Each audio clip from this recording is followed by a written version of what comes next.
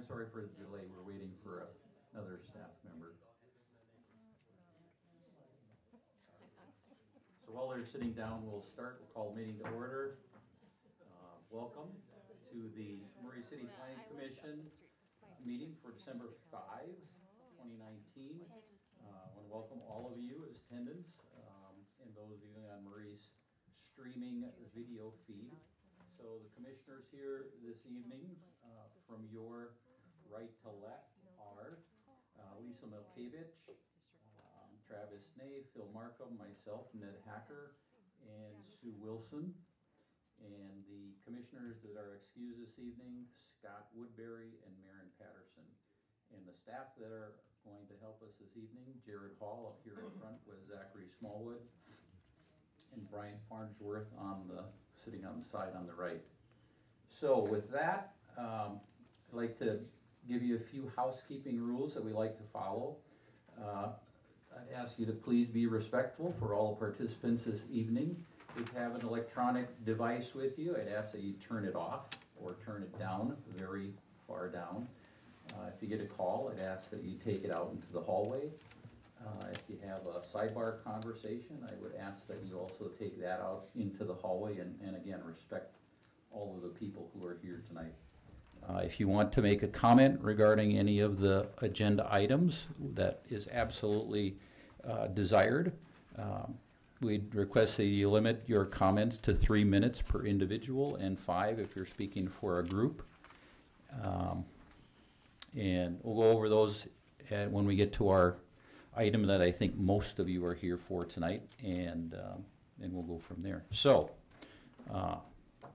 meeting agenda item number 1, approval of meeting minutes from our last meeting, November 21st. And I ask commissioners if you have any corrections to the meeting minutes that we reviewed in our pre-meeting,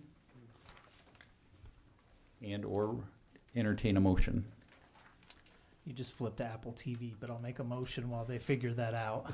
Mr. Chair, I'll make a motion that we approve the Thursday, October 24th, 2019 Planning Commission and Hearing Officer Training Minutes as written. All right, I have a motion. Is there a second? I'll second. Any discussion? All in favor say aye. Aye. Aye. Motion approved. Item number 2, conflict of interest. Ask if the commissioners have conflict of interest. No. On any of the items on the agenda this evening? No. No. No. And I do not either. And item number 3, approval of finding of facts. We have 2 finding of facts from our previous meeting, and ask if everybody had opportunity to review those. Yes. And if you have any comments, otherwise we would entertain a motion. Mr. Chairman, I'll make a motion to approve the finding of fact and conclusions for AutoZone, a conditional use for AutoZone, and a conditional use permit for E&M Research and Development. All right, I have a motion. Is there a second? I'll second. And a second. Is there any discussion? And I'd ask all in favor, say aye. Aye. Aye. Motion passes. So agenda item number 4 is Salt Lake Auto Sales, requesting a conditional use permit to allow for auto sale business to be located at the property address 4205 South Commerce Drive. Is applicant here this evening for that item? Okay, we'll have you come up in a little bit. Thank you. And Zachary Smallwood is going to give us staff report for this item. Thank you, Commissioner Hacker. Yeah, this is a conditional use permit application for an auto sales business for Salt Lake Auto Sales. Like you had stated, it's at 4205 South Commerce Drive, located here. This is Commerce, obviously. And then Humane Society is here, and I-15 just further to your left there. It is in the MG zone. Auto sales are a conditional use in this zone, so allowed subject to any conditions. The applicant is proposing to take a 215 square foot office space in the area. This is the existing building. It's a 3,600 square foot building, and I'm gonna get this to fix again. I don't know why it's being temperamental today. All right. So it's a 3,600 square foot building. The applicant is going to be using the highlighted spaces for display vehicles, and then also has access to these 4 stalls as well for customer parking, and as well as these ADA spots as well. So we are requesting, so here's a couple photos of the site. These are the exact stalls that he would be reserved. And then, so we are requesting that you guys approve this use, subject to the 10 conditions. However, a couple things to go over. So he's going to be in Unit 4 here. This is that entrance that's located here. And then, so some of the things that we'd like to address is the landscaping. Typically in this area, we require landscaping to be improved whenever we go through a conditional use. So we are asking that the applicant and the property owner work with staff to bring the property up to current city code when it comes to those landscaping ordinances. And additionally, the applicant will need to obtain a sign permit for the sign that was posted. I noticed this evening or this afternoon when I went out and shot some photos that there is a sign for Salt Lake Auto Sales already up. So I will need to get a building permit for that so that that's all taken care of. Other than that, like I said, we are recommending approval subject to the 10 conditions that were listed in your staff report. Questions I can answer for you guys? Should Any be one to go questions? back to the street view. Sorry. That one? Yeah, so that's all asphalt then, correct? Yeah, so, yes. Okay. It's gonna be difficult with the landscaping. Yeah. Do we require an irrigation system as part of the landscaping improvements, or can they just plant the stuff and? They would need, it would have to be irrigated, yeah. Okay. Would it be appropriate to say something in our conditions tonight about the sign permit? It should already state in there that he has to have Number a, 9. Oh, at the end, yeah. sorry. Yeah, he needs to have a permit for any attached or detached signage. So we'll make sure that he gets that taken care of. Any other questions? Go ahead. I think there's some paperwork in our packet that the lease was signed in August. Has he already been operating now, the facility? I don't believe he has been operating. It's just been, there was some confusion between having this be kind of where the sales office was and the storage of cars on another lot. And business license has been working with the applicant to kind of clear all that up. All right. Anything else for staff? All right, thank you. Thanks. So will the applicant come up forward, please, to the podium and state your name and your address for the record? The Noon Gravi. And have you had an opportunity to read these 10 conditions for approval? Yes, sir. And are you able to comply with those? Yes, sir. Do you have anything in addition to the staff report that you'd like to submit to us? No, not at the moment. All right. Any questions from the staff or from commissioners? No. All right. Thank you very much. Thank you. I'll open this agenda item for public comment. If anyone would like to comment on this particular item, Salt Lake Auto Sales. Seeing none, I'll close public comment and bring it back to the commissioners for any discussion or a motion. I'd like to make a motion that we approve the conditional use permit allowing the operation of an auto sales business at the property addressed 4205 South Commerce Drive, Unit Number 4, subject to conditions 1 through 10. All right, I have a motion. Is there a second? I'll second. All right, is there any additional discussion? Jared, could you take a roll call vote, please? Ms. Wilson, Yes. Mr. Name, Yes. Ms. Milkevich, Yes. Mr. Markham, Yes. Mr. Hacker. Yes. Thank you. All right, motion passes. Good luck with your business, and thank you for establishing it in Murray. Okay, we'll go on to item number 5 on the agenda. Security National Life Insurance Company requesting a site plan approval for construction of a second building at the property addressed 433 West Ascension Way.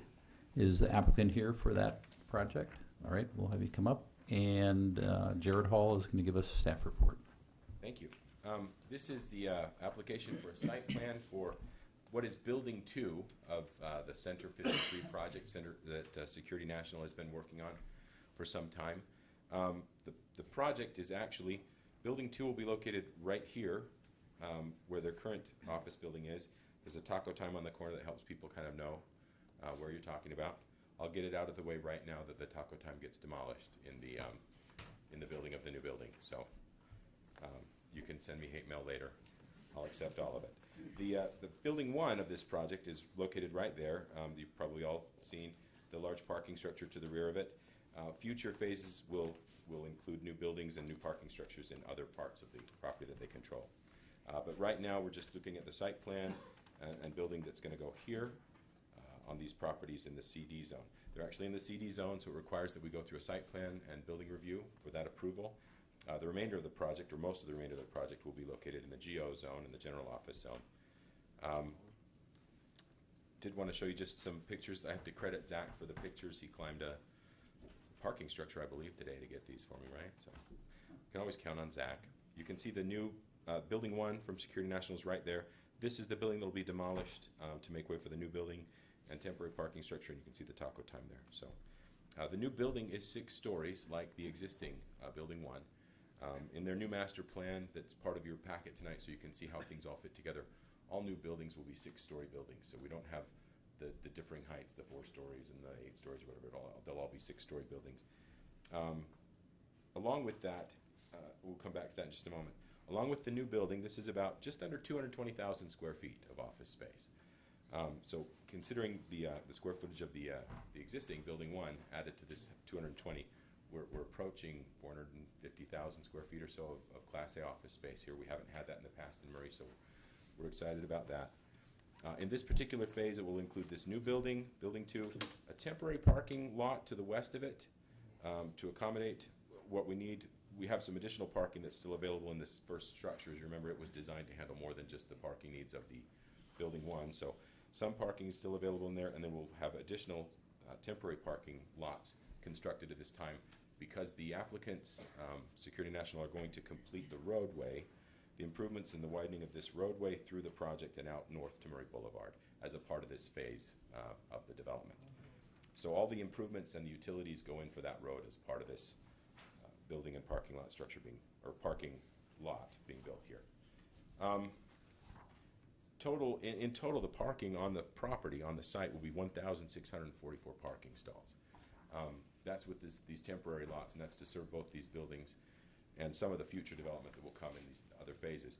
Eventually, as the project is built out, these parking lots become parking structures and buildings as well. In the end, there won't be much surface parking on this property. It will mostly be in structures so that they can maintain that 1,640 some odd parking stalls is about a 5.5 to 6 stalls per 1,000 count. Newer Class A office wants those kind of parking counts, so that's what we're seeing here. To maintain that, they're going to need structures in the future when they add buildings. So this is a look at the future build out, and just kind of for fun, wanted to point out a couple of things. So the improvements that come, this plaza space in the crook of this building here matches the improvements on Building 1, so you get a kind of a project feel through. In the end, they hope to have a nice plaza in the middle with some amenity space and really have a nice office park when we reach build out. The new building, as I said, is about 220,000 square feet. It is associated with that parking structure for the time, or that parking lot for the time being. That'll be replaced by a parking structure. What we've done in planning with them with Public Works and working with the applicants is add the landscaping and light fixtures and the electrical and utilities that go with those that can be preserved as the structure takes its place in the next couple of years. So those improvements will be put in, but not full improvements for a parking lot. that we would normally expect because we don't intend the parking lot to stay. This is the building elevation showing you the materials that will be used for the northwest, the southeast. They're similar materials to building 1, although the building design is slightly different. It'll look similar and match that way. Some renderings that have been done. So this is looking from Ascension Way. You can see kind of the temporary parking lot and that plaza entrance. More from the 53rd side as you approach the building, and then from the freeway, from I-15. We are recommending approval, subject to some conditions. Most of these come from engineering. There's a large traffic study that's part of this whole build-out, this master plan. So the traffic study is bigger than just this phase, this site plan. Right now, it's the traffic study that we have in hand, and the analysis of it thus far shows that the building can be accommodated. They are still reviewing that traffic study, and there probably will be modifications made as they move forward to other phases. Trey, our city engineer, has engaged Joe Perrin, a traffic engineer of our own, to look at that whole study as well, and they're still looking at that. And we'll have updates for you periodically as we go through. But right now, they are recommending approval. The traffic study has shown that it can be handled with these conditions in place. Do you have any questions for staff at this point?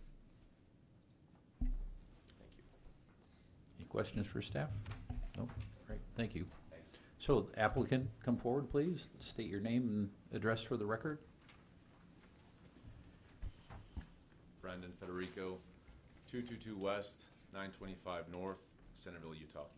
And have you had opportunity to review these conditions for approval? Yes, And are you going to be able to comply with all of those? yes. And do you have anything to add to the staff report? We do not. Jared did an excellent job. All right, thank you. All right, I will open this item for public comment. Any public comment on First Security or Security National Life Insurance Company item on the agenda? Seeing none, I'll close public comment and bring it back to the commission for discussion or a motion. Mr. Chair, I'd like to make a motion that we approve the proposed site plan for Phase 2 of Center 53 and the associated improvements at the property address 433 West Ascension Way, subject to conditions 1 through 7. All right, we have a motion. Is there a second? I'll second. Go ahead, Sue. You have that. I'll second. All right, motion and a second. Any additional discussion? I'm just sad about taco time. Taco That's time is big a rods, loss. Big rods. All right. All right, Jared, could you call a roll call vote, please? Ms. Milkovich? Yes? Ms. Wilson? Yes. Mr. Markham? Yes. Mr. Nay? Yes. Mr. Hacker? Yes. Thank you. All right, thank you, gentlemen, for doing business in Murray. We look forward to watching your project expand. It's very Thank you. exciting. And you'll have to find us a new place to get tots.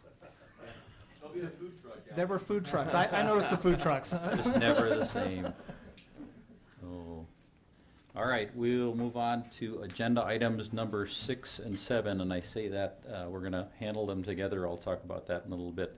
So this is Van Winkle Crossing requesting approval of a master site plan and conditional use permit for 10.5 acres mixed-use development consisting of 421 multi-family units and 21,000 square feet of retail and commercial space to the property address 4670 South 900 East. So I said we'd do 6 and 7 on the agenda together. So both items are connected. Staff is going to give us one staff report. It would be the same staff report if regardless of the agenda item. And we can talk about them together as well.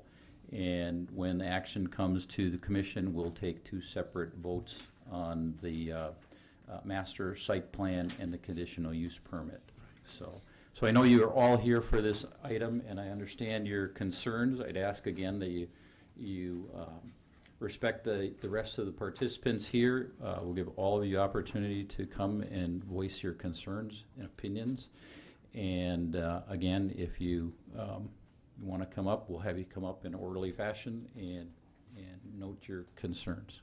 All right, Jared Hall is going to give us staff report. Thank you. So as you said, this is a review for a conditional use permit and a master site plan for Van Winkle Crossing. It is a mixed-use project. This is the old Kmart site, 4670 South, 900 East. It is 1.52 acres altogether. You can see the Ivy Place Shopping Center on the south side, and then 9th East. This is it was in the CD zone formerly. It's now in the mixed use zone. This is an illustrative site plan that was sent out with the notices to adjacent property owners. So I wanted to touch on a couple of things with this, but move on to the more detailed site plan as well. The most salient point to make at first is that this is a mixed-use project. So there is a planned 21,000 square feet of retail spaces along 900 East, and then to the rear would be the 421 units.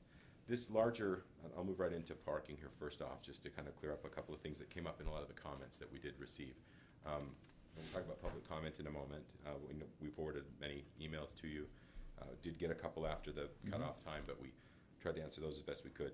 In keeping with that, I did want to point out, just because it's a little deceptive in the notice site plan that went out, this center portion is not all units. This is a parking structure. The building style is called a wrap, so there are apartment buildings wrapping around a large central parking structure. So from the site plan, sometimes it can appear that the parking is fairly limited. There are a lot of parking stalls on the site that you can't see from that particular site plan, but this one looked a little messy on a notice, so we elected for the colored one. Total parking on the site, I'm gonna get my numbers wrong, so I want to look that up. There are 723 total parking stalls on the site to accommodate the commercial and the residential units. There would be some sharing occurring with different parking stalls, again, at different hours in these areas that are more adjacent and more likely to be used that way. But again, we have been through, and you have the parking analysis in your report. It does meet our requirements for parking. Many of those parking stalls are located in this structure, and then ringing the buildings.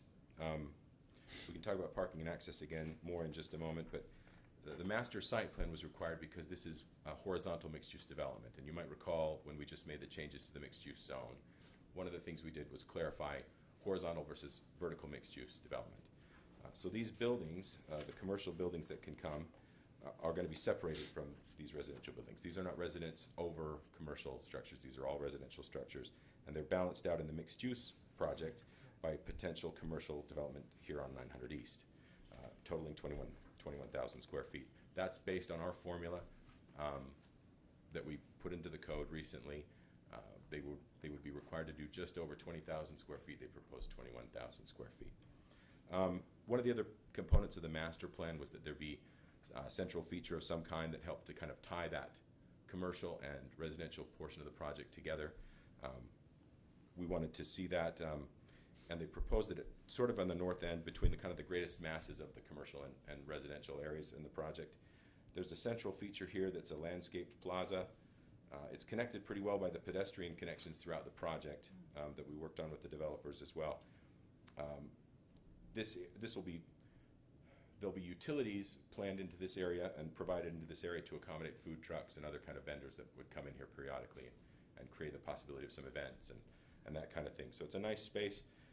Visually, these materials are all the same, and they run throughout the site from 9th East, actually, through the commercial portions and on into the residential portions. A lot of times with horizontal mixed-use developments, you don't have that sort of visual and pedestrian connection. We really wanted to see that here, and we feel like we've done a good job of requiring that. Again, tied into that is that there are better pedestrian connections throughout the site, from the commercial to the residential, increasing that possibility that people that live in these projects will frequent these commercial establishments that come in, and then throughout the residential project as well. The streets, or the interior accesses, are designed to look and feel more like streets, with park strips and sidewalks and parking along the sides.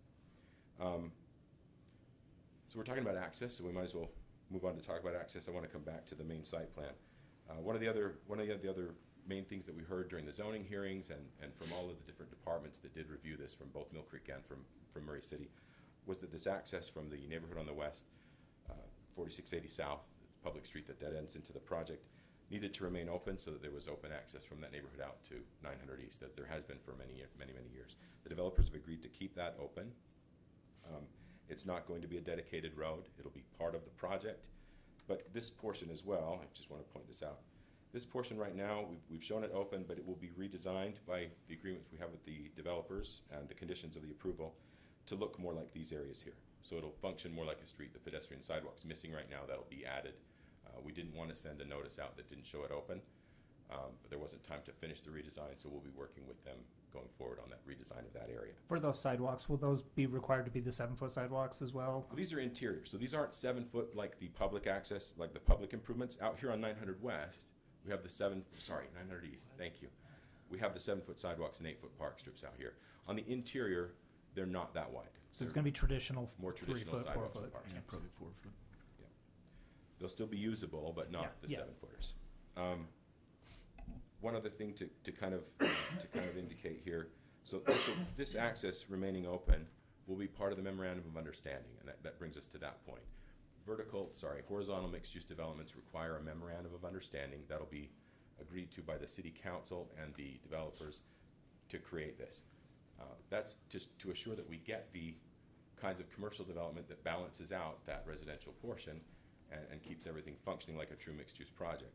One of the things that's included in this phase 1 that we're looking at tonight, there'll be 300 units included in phase 1, or just about 300 units. You guys can correct me when you come up if I'm wrong. I believe about 300 units. The first 2 buildings here, residentially, that provides us that parking structure that's needed to make sure all the parking works. And then the utilities and infrastructure for these commercial buildings will also be part of phase 1 and installed with phase 1. That's a significant financial commitment to make sure that we get those buildings in the future. Part of the reason for wanting those buildings to come after the residential gets started is that when the residential starts coming up out of the ground, you get better commercial and retail uses pitching you for these pad sites. It really improves that, the quality of the caliber of the commercial that you get. So with the commitment of those utilities and the connections there, we feel like we'll be fine. We also required in the memorandum of understanding. That memorandum is a contract basically between the city and the developers. And it'll be binding on successors and assigns, so anybody that buys the project or deals with the project will have to deal with that contract with the city as well. That'll maintain that access open. That'll assure those commercial pads stay commercial and don't get converted to residential in the future. That'll keep the parking structure accessible to the tenants that need it, so we don't create a parking problem. Those kind of things. Those kinds of things are all in your report as parts of the memorandum of understanding. You don't, as the planning commission, make that agreement. The city council can make that agreement. You're not allowed to make those kinds of contracts. And The city council Jared, can. as part of that, it is potentially possible that roundabout would disappear, right? Depending thank you. That's input from public safety. That's a good comment. Public safety, as I mentioned, every department that reviewed this, we didn't have any departments that reviewed it that didn't want to see that access remain open.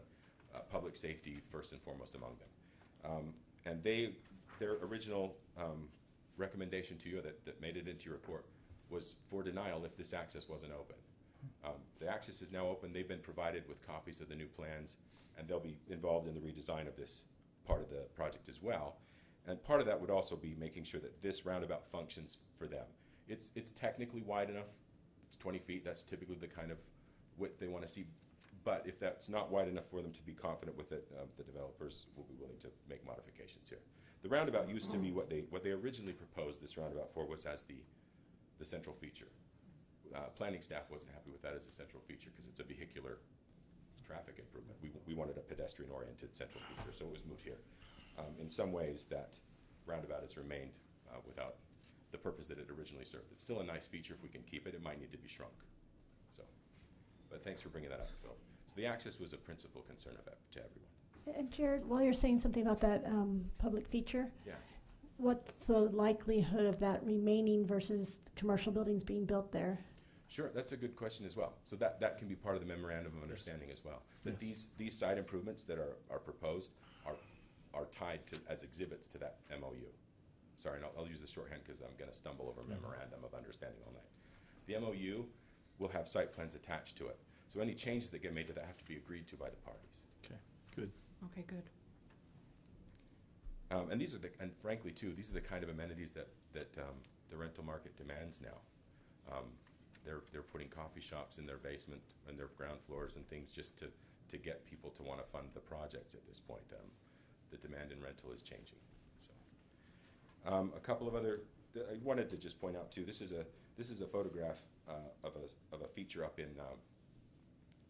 Ned, where's your office?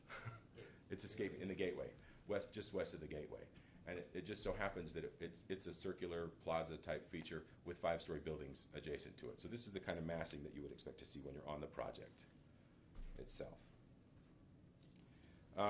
So again, we talked about the number of units. There are 421 units. Only 32 of them are 3-bedroom units. The great majority of them are 2 1-bedroom and studio units.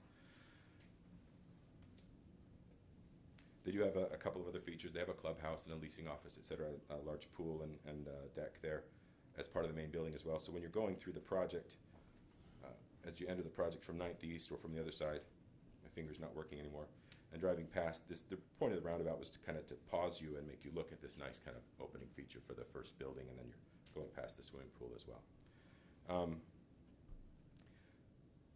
Again, this is building what we would call building A, the furthest west building, 4 stories. It's more of a kind of a shoebox building. These are elevations, the planned units, kind of materials that we're talking about using, some different kinds of siding, some brick veneer and block, windows, wrought iron, et cetera. They're nice units. They have some of these others available in other parts of the valley that you can see down in the district, et cetera. This is an elevation of building A, the one that we were just talking about. There are some variations that are nice, so that it breaks up that roof line a little bit. We have some flat roofed areas along with the pitches. More elevations. A little bit of a close-up for you to see the kind of the brick veneer and block there, mixing with the siding. There's some good color variations without being, I don't want to say obnoxious when I'm giving a formal report, but I don't know another word to use. It's color variation without being obnoxious. Kind of appreciate that. Let me come back to one thing here before we get to the recommendations. Height was a concern. We did verify. This is a project that we look at kind of 3 big basic things. The residential density. We allow 40 units per acre this far from transit stations. Mixed-use zones in Murray have typically been around transit stations. This is not near a transit station. That was recognized when we made changes to the amendments to the mixed-use zone not long ago. One of those significant changes was adding a gradient for density. So you go down from 100 units per acre near the stations to outside of a mile, you can't do more than 40 units per acre in a mixed-use zone or a mixed-use project. We allow 40. This is a 40 unit per acre project residentially. Jared, can I ask you to expand on that idea just for a second because of the lingo that we're not maybe all familiar with? Sure. So what I'm hearing you say, that the mixed-use zone is kind of the European idea of a high-density community where everybody hopefully walks because everything's in walking distance, and that's why it's ideal by a transit system? Yes and no. By a transit system, yes. Around a transit station, you can accommodate 100 units per acre because there's a greater likelihood that people can walk right to a station. In this kind of outlying area, we used the mixed-use zone because we didn't have another zone. But you might call this a village center zone or something if we had written it separately from our mixed-use zone.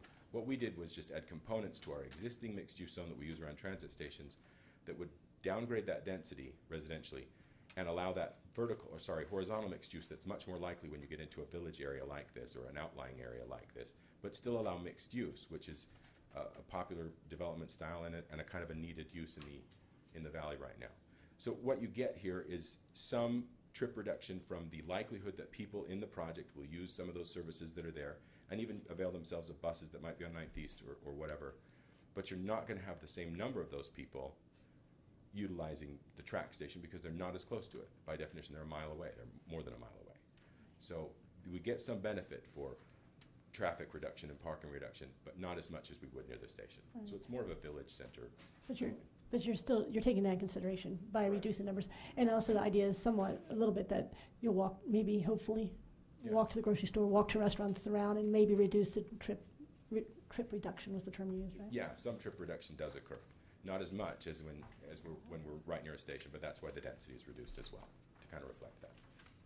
Does that make sense? The other thing to keep in mind is we do have height allowances in the mixed-use zone. The only constraint on the mixed-use zone height allowance is proximity to residential zoning. So that was looked at very carefully here. Beyond that first 100 feet, within the first 100 feet of residential zoning, you're only allowed 50 feet of height. Building A is only allowed 50 feet of height. It's closer than, it's that 100 mark from the residential zoning.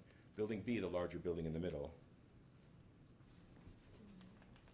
that we show as a 5-story, this is a 5-story structure because it's far enough away from the residential to accommodate that. Here, we're not. That's a 4-story because we can only accommodate the 50 feet in height. But the height, I know that's an issue that a lot of people have brought up. It came up in the emails. It's come up in the phone calls that we've had. The height's been looked at very, very carefully. We're within the allowances here. And just for clarification, Yeah. for those that don't speak the language, how close is this building in comparison to the Walmart that's currently there? To the Walmart's Kmart close. building? I'm sorry, currently there? Kmart. One of those. The Kmart building sits just a little bit closer than this particular building. So it's a little bit further back. It's a little further back, and it's taller than the Kmart building. The Kmart building's not 50 feet tall. This is taller, but it is a little further back. We do also, another thing to point out, and it's not shown well on the color plan, Kmart wasn't buffered from this neighborhood at all either. And buffers are what they are. We'll require trees and landscaping in this buffer. We're recommending that there's a masonry wall installed as well. A lot of the buffer is just the fences that people put up in their backyards. It's not, the Kmart wasn't very appropriately buffered at all. These are residential structures, but they still need to be buffered. Higher density multifamily, this needs a buffer. So we're recommending this. This is a 10-foot required buffer. It'll have a masonry wall here as part of the MOU as well. That be maintained and kept in place. They're going to want that anyway, the developers as well. But we want to What's see the that buffer height? go in. What's the height on that masonry wall? We didn't set it. It would be at least 6. It could be up to 8. Up to 8 feet. And when would that be determined, the height of the wall? That's up to you. If we feel like we want an 8-foot wall, that could be discussed tonight. 6 is the minimum we would require. 8 is the maximum that the code would allow for a buffer wall. A couple other things just to note. We had asked them to provide pedestrian connections throughout as a part of that zoning. They've done that. You can get out of these units out into this nice kind of landscaped pedestrian area between the buildings.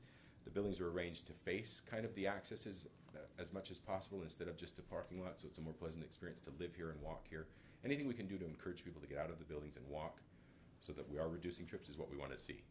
So that's what we've tried to encourage through the design process with the applicants. We do feel like we've been able to do that, and we want to recommend that the master plan and the conditional use permit be approved tonight with these conditions. Many of these come from engineering, and they involve a traffic study that's been done, maintaining that open access, reviewing with fire and making sure that that access works for emergency services correctly, seeing the MOU be put in place so that we get guarantees of those different elements that we want to see, and things of that nature.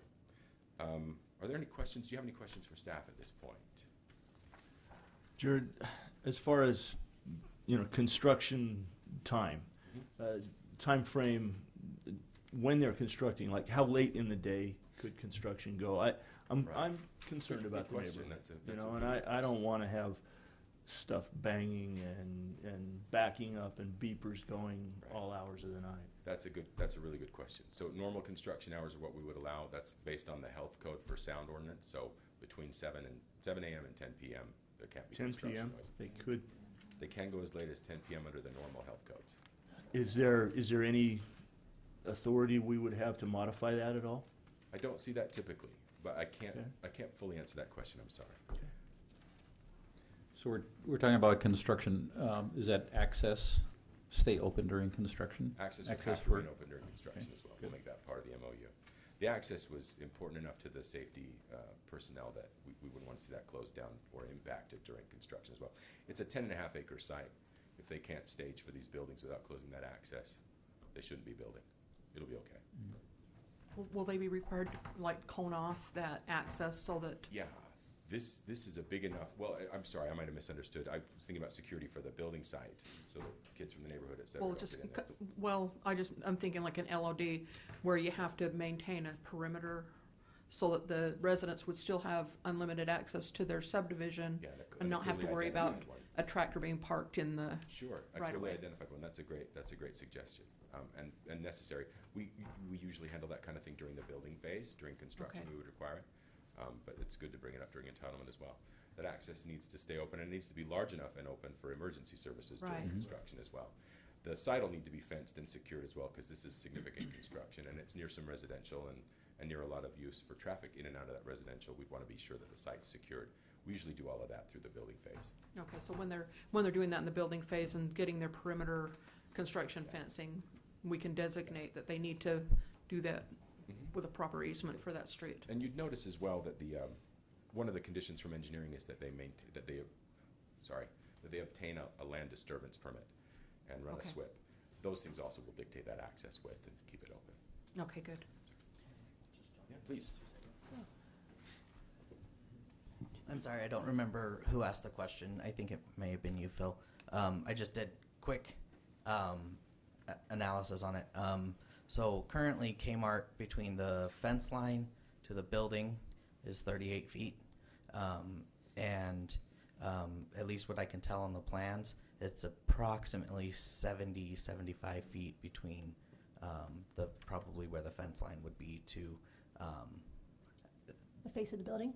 the face of the building will be 100 feet, but to the end of the sidewalk, kind of there. But from that will be 100 feet between those two That's for the building. That's so a nice thing to hear. It's a I- bigger it's gap a- than it currently it's is. a bit bigger buffer because you have 18 feet of purely resident of landscaping buffer along that side, and then you also then have a row of parking, a drive aisle, another row of parking, and then landscaping building.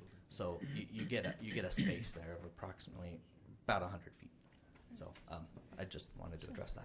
So I wanted to, this is a big project. I think it makes a lot of people nervous, myself included, reading through the packet. I mean, the world's growing, Murray's growing. We can't tell people to go away. You couldn't tell me to go away when I moved here, right? We're all gonna live here together happily. But the biggest concern that I saw was traffic, and I feel like the city, in conjunction with the Miller Creek City, does a great job problem solving all these things, and we've thought through a lot of it, but I think it's only fair to talk about it for a second so that everyone knows we've talked about it. Sure. And thought about it. The traffic study. So, I had a lot of questions about the traffic study because I was concerned about the traffic. And it looks like from the traffic study, the concern is not so much on the west side of Mill Creek because they're not anticipating large increases in that direction. The anticipation is increases in traffic on 900 East. Correct. Right. From the project standpoint, a lot of the neighbors' concerns have been whether this project is going to generate traffic going west through their neighborhood, and with the signal on 900 East and the proximity, most of the mass of the building and the buildings on the project are going to be coming in and out of 900 East. The traffic study kind of indicates that we're not going to see westward movement typically from this project through the neighborhood because it's an indirect route and it takes you to a northbound only. So there's no way to accurate 100% know for sure. It's all estimates, and we're doing our best to The only estimate. 100% way to know that there was no traffic from the site through the west neighborhood would be to close the access. And that's not an option. Not for me. So then I want to talk more about the traffic study because it makes me nervous. Yeah. And I realize when we have traffic increases, which we will, period. Sure. Cities grow. There's only a few ways you can address them. You can't tell people to go away, but you can try to improve the traffic patterns, Sure. right? And so the intent, and I understand the traffic study was to look at the current traffic, see how we're going to increase it, and see what we could do to make sure it's fluent. Right? So they made some suggestions of adding left turn lanes. They made some suggestions of right in, right out. What other suggestions did they make? And also in the The timing of the traffic lights will need to be adjusted to help accommodate that. So the traffic study didn't just look at this particular intersection and the likely traffic from this new development. It also looked at the impact of this development on the traffic lights at 45th South and 900 East and the traffic lights on Van Winkle and 900 East and even the next one down on Van Winkle, I believe. And so, looking at all of those, they said if we adjust the timing of those lights, we can keep the levels of service at all of those intersections flowing above D's. So that's the plan. because That should be accommodatable. Again, with the pockets for left-hand turning, et cetera, that you mentioned. And that again all serves to kind of guarantee or further encourage people to use those lights in 900 East rather than the westbound indirect route through the neighborhood. we all live here and use that area too. So we all have the same concerns.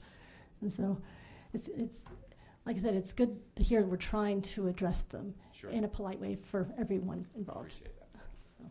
And at the end of the day, the traffic study basically says that this intersection proper at 4705 is going to be basically the same level of service. The areas that are impacted are actually the Walmart access points. Their level of service decreases. It makes it harder to do a left-hand turn out of there. And then further up at the top of the hill, that intersection right there, it's also going to be harder to do left-hand turns out of there. That's the gist really of the what the gist. traffic study said. And that's it. And didn't the study say that those two spots are performing poorly? And I felt like Trey wanted to consider that further. Yeah, they are performing poorly. And in the big scheme of things, the traffic study did look out at 2025 and 2030 as well. So it was projecting future growth in general, not just this project proper. Yeah, other likely growth. And it all kind of points back to what Commissioner Milkevich said. This is growth we have to expect. We have to find ways to accommodate. It's happening everywhere. It happens here as well. Our main interest as staff is that we feel like a mixed-use development, and we did when we recommended approving the zone change, that a mixed-use development on this site does more good for the region, the larger region, than a regular development would, or than a straight multifamily development would, for example. So, any other questions for staff? Since everyone's not privy to the packet, can we talk about sewer, power, all of that? Do you want to just kind of give some highlights on that? Yeah, that's a good comment.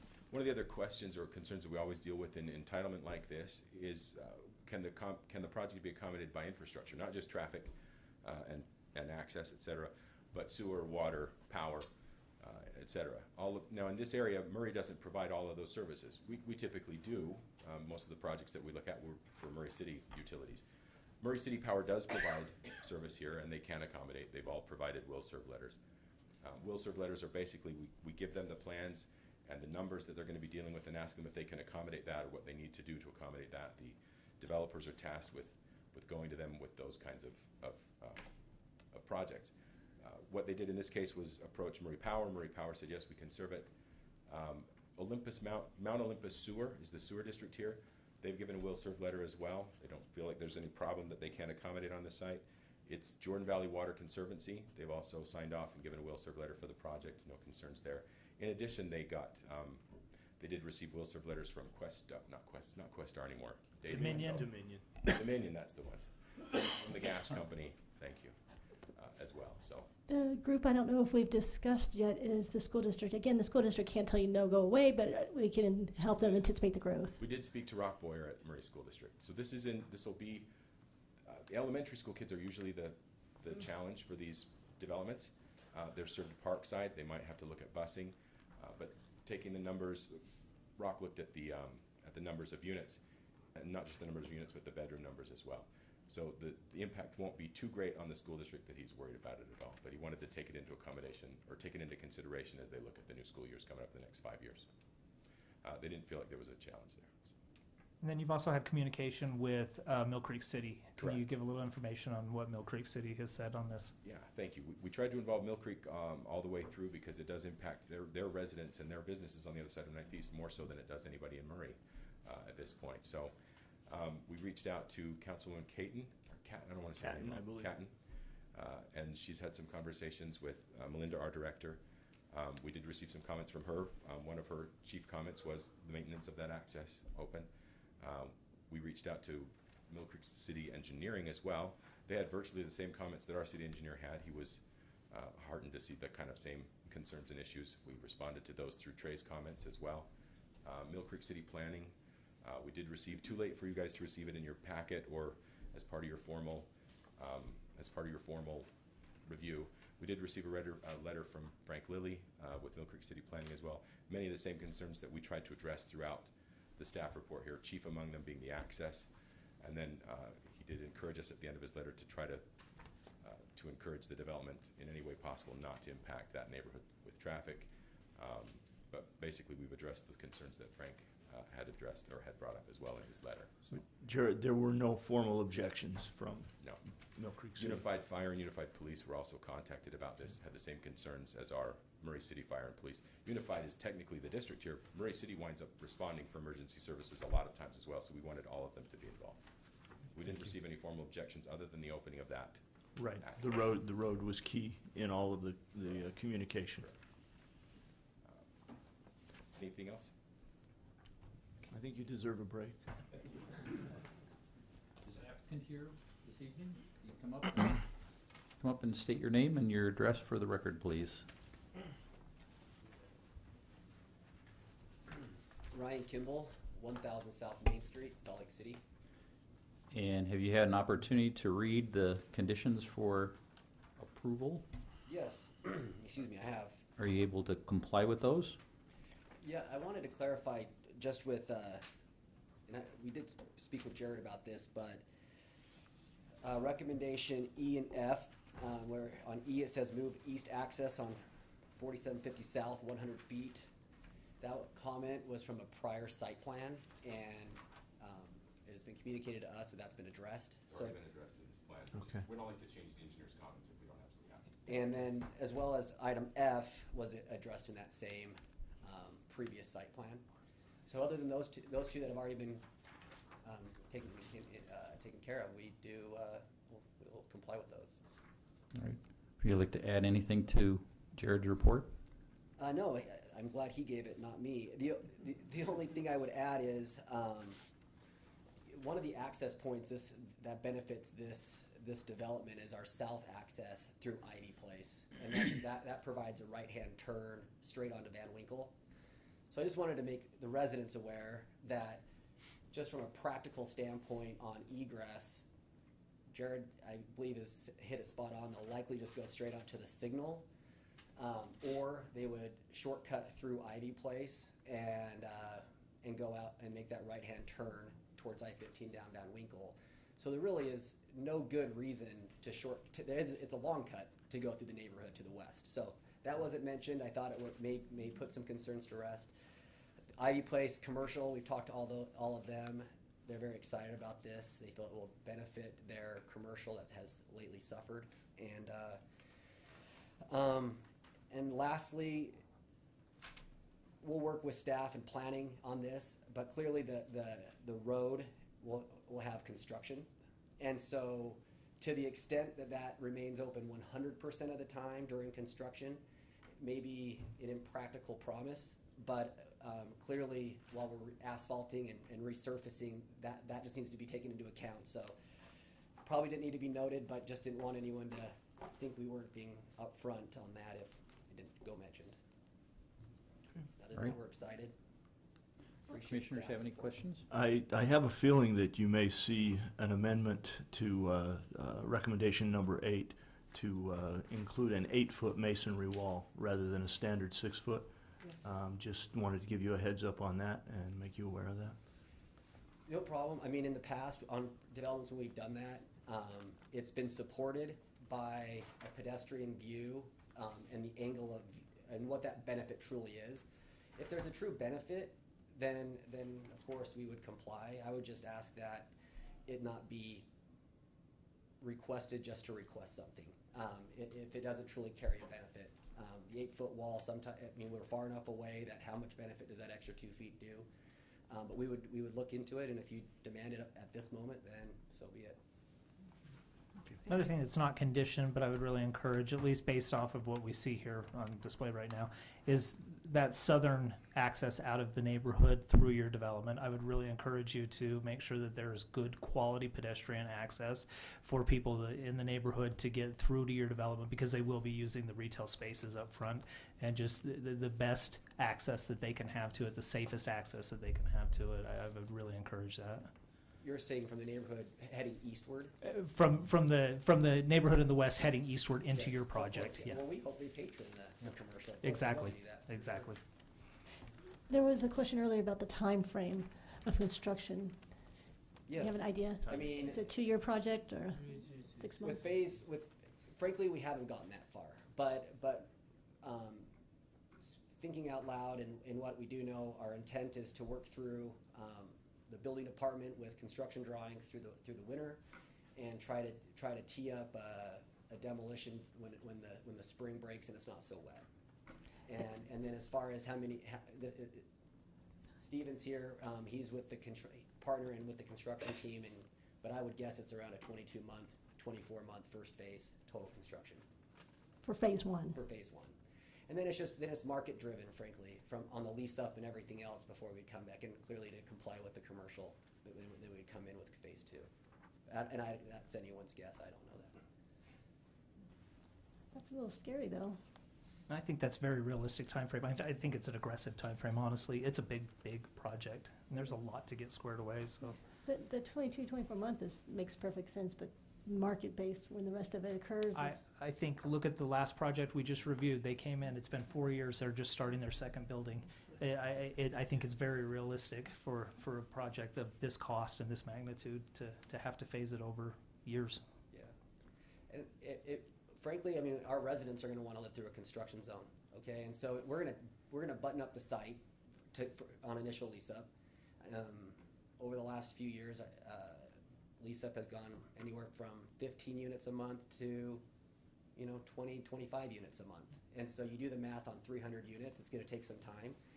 And lenders are gonna wanna see that get substantially filled before they will let us go on the next phase. So it can't be a promise I make it this time, but it behooves all of us to move this through quickly. That's what we all want.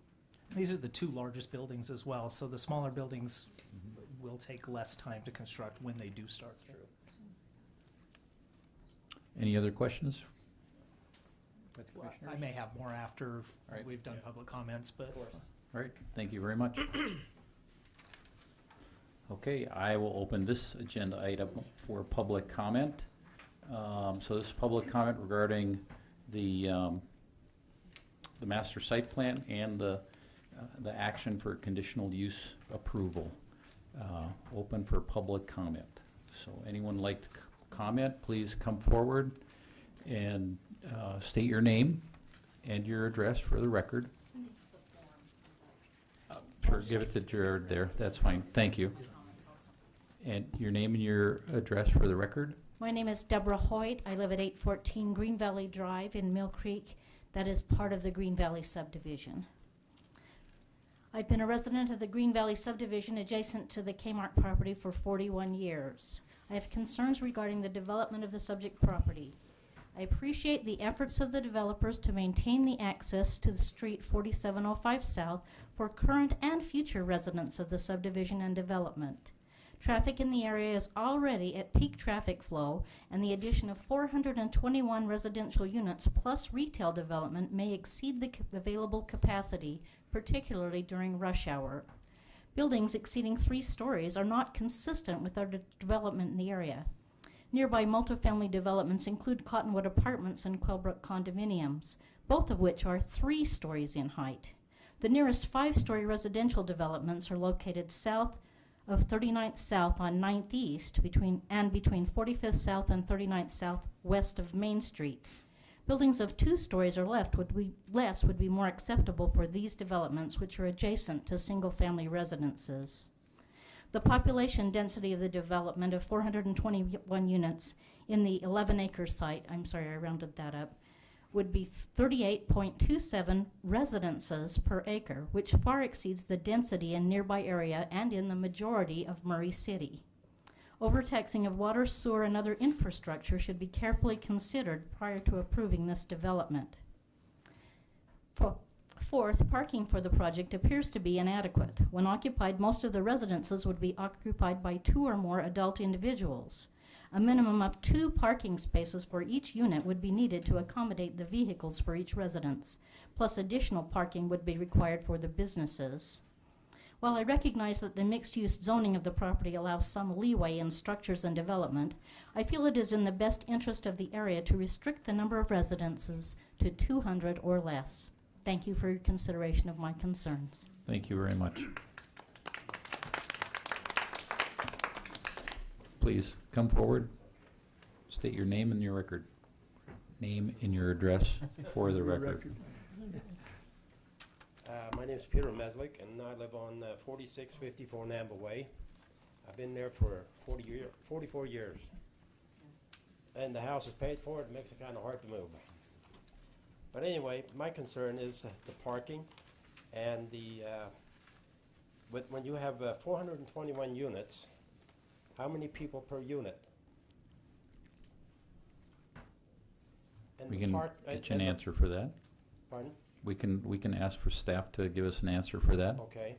And then on the parking, how many cars per unit?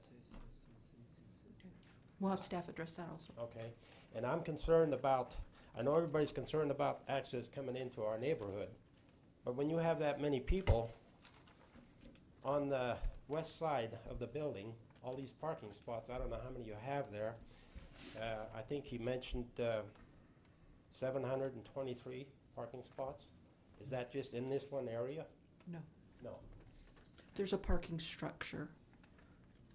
And so that includes the parking on the west side of the buildings and the parking structure? Yes, we'll have staff address the exact numbers for you. So anyway, that's what I'm concerned about, because it's been a good little neighborhood, no crime, hardly, and we got good neighbors. And this is what I'm concerned about, is people that park along there and on the north side using the access on coming out of off the west side. That's what my concern is. A lot of people are going to use that and come through the neighborhood.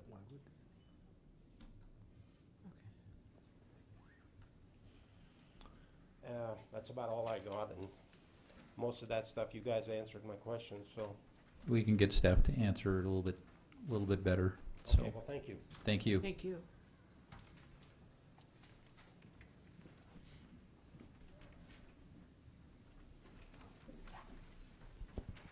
Good evening. My name is Rob Bennett. I live at 4700 South Namba Way.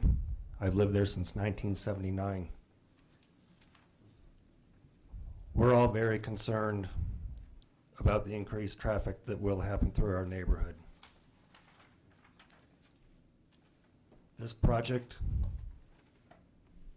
has a name of Van Winkle Crossing. Our neighborhood will be used as the method to cross over to Van Winkle.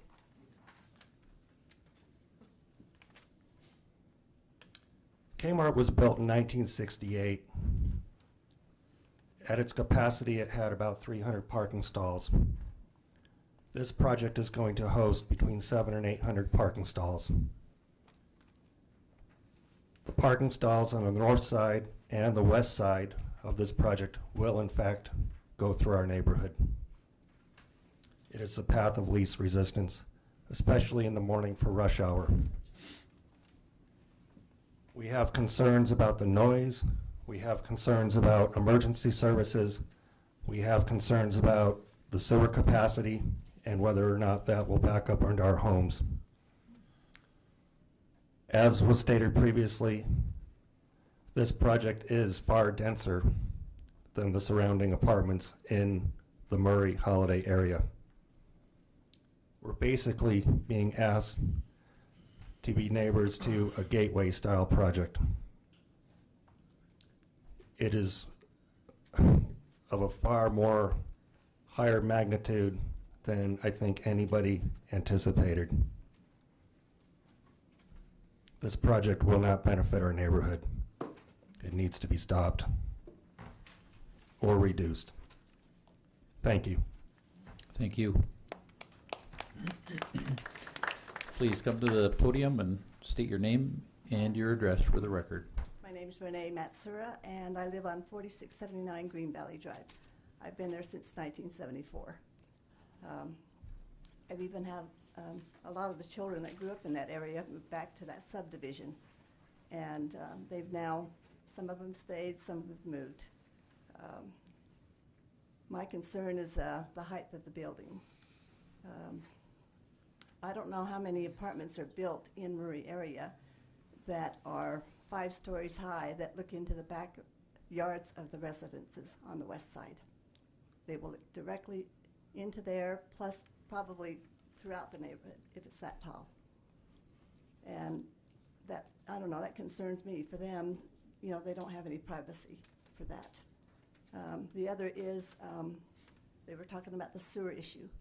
I happen to live right across the street for the access for all the water that comes in, electrical power, whatever. We continually have sewer issues that they are cleaning that on a continuous basis. So, you know, when you're telling us that you've received approval, I'm really hoping that, you know, they are going to consider that, because I don't think we want to have sewer in our homes. You know, like like this gentleman said before, we're older, we don't want to move, we've got our homes paid for. That's difficult for us to try to handle what's going on right now. And we do understand that things change, but I do agree on that density of the number of apartments that's going to be there. So, you know, I don't know how they could make any change, but if I were an apartment owner, I don't think I want to overlook someone's backyard.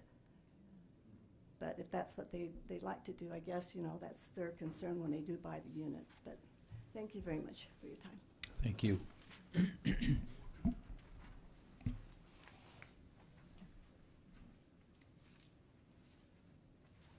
Hi, I'm Steve Anamoto. You folks have seen me, third time now. We hear that you've got will serve letters from Mount Olympus, the various utilities, but that doesn't guarantee that there won't be a problem down the road. Will serve means that they're going to try and develop the system to take care of your project. We are mechanically below a great deal of that project, and the lady is right. If there's a sewer problem, and our subdivision has historically had sewer problems and sewer evacuation problems. If there's a sewer problem that has not been anticipated, then we're going to end up suffering until that is solved. The same thing goes with the traffic. I know that we all have great ideas as to the best route, but in reality, what we've seen over time is that anytime we have access to the subdivision from outside, people will just wander through their drive-through there slowly because they need to make a call on their way out. It is the quickest way to Van Winkle, and when traffic gets heavy, our subdivision gets utilized as people try to figure out a way around traffic. I'm afraid that if we add 421 units in here, we're going to be adding a situation that is very difficult to recover from. And what I'm concerned about is I don't see any way for you folks to indemnify us against these problems in the future, or to address these problems in the future. And it's with that in mind that I'm hoping that you will consider reducing the height of these buildings to 3 stories to match the surrounding neighborhood, to reduce the risk of these pressure head problems with the sewer, and to reduce the amount of traffic that we are invariably going to face. I mean, we all know how it works. We make these studies, but the truth in the matter is things don't always work out the way that the studies suggest, and we're trapped. Once again, as you've heard, we have a small neighborhood with a lot of folks that couldn't afford to move, don't want to have to move, and we're hoping that you folks will be good neighbors and not put a massive structure that's going to be looking into our yards. I'm on the far side of the subdivision. I didn't get a notice. I'm outside of the 300 foot, but within the 600 foot. A structure that height will definitely still be looking right into my front yard even from that distance. So I'm really hoping that, number one, you reduce the height of the project. I realize the project has to happen. We have to move forward. But I think that we're being too aggressive with the height, and I'm hoping that you consider reducing the height to 3 stories at the absolute maximum. And then the other thing is we need to figure out a way to indemnify the people that live in this neighborhood against problems that crop up. The problems are going to be the sewer and the traffic and the construction. And unless there's some way for us to be able to access you folks and come to you with our concerns, we're Mill Creek City, not Murray City. So we have that interchange problem where we don't seem to be able to communicate with you folks very well. And that's a serious problem. And then the last thing, I heard Mr. Hall mention that they've worked with Mill Creek. I dropped this notice off at Mill Creek Town Hall last Tuesday. Tom, the Mill Creek City Planner, was not aware of it. So I don't think we've got all of our I's dotted and our T's crossed.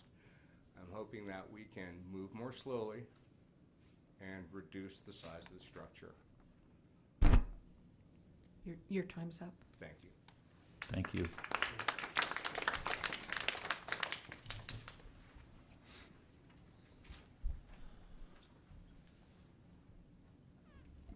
Hi, my name is Lydia Kane, and I live at 4622 Green Valley Drive, and I work downtown, so every day I go out of the neighborhood and turn right onto Van Winkle to get onto 7th, which I found to be the quickest way downtown.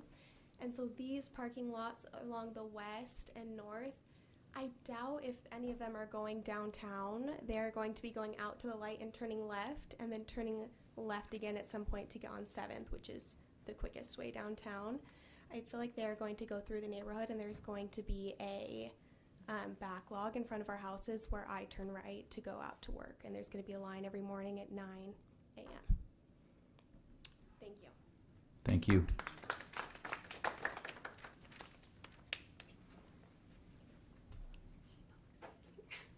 Christian Mansfield. I live at 4626 Namba Way. I appreciate the concerns that have been mentioned so far, and I do also appreciate the effort to develop this area. It is going to be of great value to develop something here, but I do also share the concerns primarily about the height. It is very much out of character with that area. It seems like the heights and the densities were chosen to be within the legal maximums, but as close to them as possible. And this neighborhood is not a neighborhood that has been characterized by maximal density or maximal height. These structures they will stand out very strongly, and they'll also very much tower over the residential structures nearby. One lesser concern that I have that I haven't heard addressed, it looks to me like the main access point on 900 East, that road, that intersection, it looks like that is a wider roadway heading to the west from 900 East than is currently present, and that's good to be able to have vehicles turning left, turning right, and entering at the same time would be a big increase in traffic movement. However, it should also be noted that there's a very deep dip at that point, and that slows traffic considerably going into or out of that intersection. I strongly recommend the developer be required to regrade that so the traffic can proceed more quickly and more smoothly. I think that would allow a considerably larger number of cars to move through there each light cycle. Thank you very much for your time. Thank you.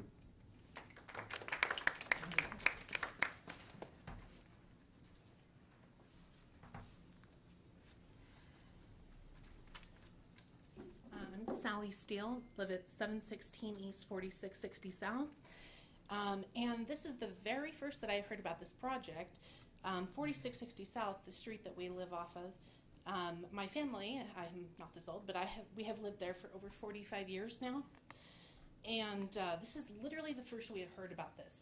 4660 South is that teeny little road that connects the neighborhood to the Van Winkle Expressway turning into 7th East. So this is literally in front of our house, that any of this weird traffic coming from this development and any neighborhood traffic that we currently have will be going past. So in reference to the idea of someone going downtown, and we've all had jobs in my home, everyone has had a job where we do go further north, and that's absolutely something that we deal with.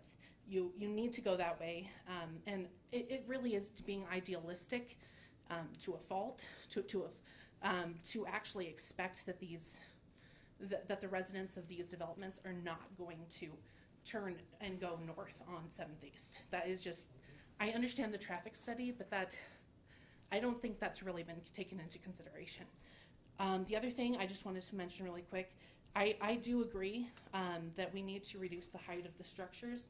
I think it is ridiculous, the thought of having four stories directly next in the building A, or whatever that building was, that's directly abutting the residences. I think that 4 stories, even if it's 100 feet away, that is just way too high. I also think that an 8-foot wall is the least that we can do. I'm sorry, but 8 feet going from 100 feet high, or going from 4 stories high with 100 feet of clearance. I don't care what that actually looks like. That is just too high. That is not going to work. I'd also like to propose that something be kind of examined a little further on the west entrance or exit from the neighborhood. Like I said, it's directly in front of our house. That's going to be a pile up. I'm sorry, but to think it isn't is just is just not thinking it through clearly. Thank you. Thank you very much.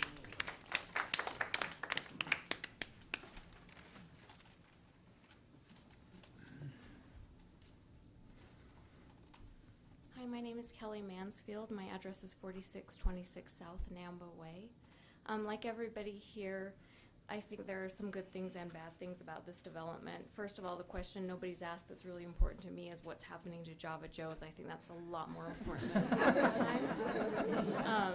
But aside from that, the building height is concerning because for sure when you're looking at from that height down, you have a better view of what is below you. And so you're not talking about looking straight across and being blocked by a wall. You're talking about looking down from distance into people's backyards where they like to have their families and family functions. And you have to remember first and foremost that this is a neighborhood. Secondly, the access onto 9th East, everybody's talked about the traffic flow there being adequate. But on a daily basis during rush hour, that traffic flow on 9th East is not adequate. And people have a hard time turning out onto 9th East just to turn right. And even saying that that further south exit is another option out of the Ivy Place Shopping Center is not true because the traffic backs up behind that area. You can't turn right out of there at those crucial times of the day. And then the last thing that I wanted to say is that I am a pediatric ICU nurse and have been practicing for over 11 years at Primary Children's, working with children that are critically ill. And I see a lot of devastating things happen to children. And as I said before, first and foremost, this is a neighborhood. We have kids that are outside riding their bikes on a daily basis during the summer. Increasing the housing density to that point and backing traffic up through our neighborhood puts our children at higher risk for serious injuries that could change their lives permanently. Thank you. Thank you.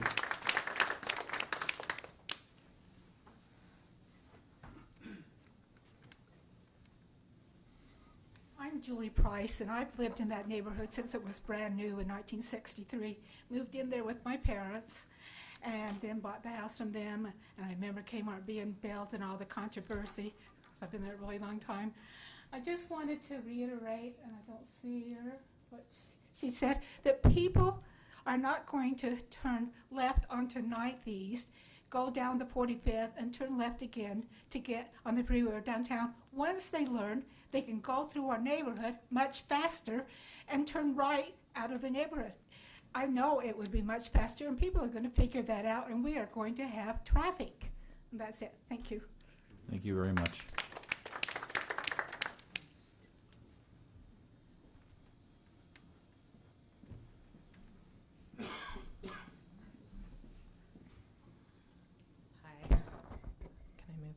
My name is Sylvia Catton. I am on the city I'm on the city council for Mill Creek. I don't live in this neighborhood. I do live a few blocks north, so I am familiar with this area.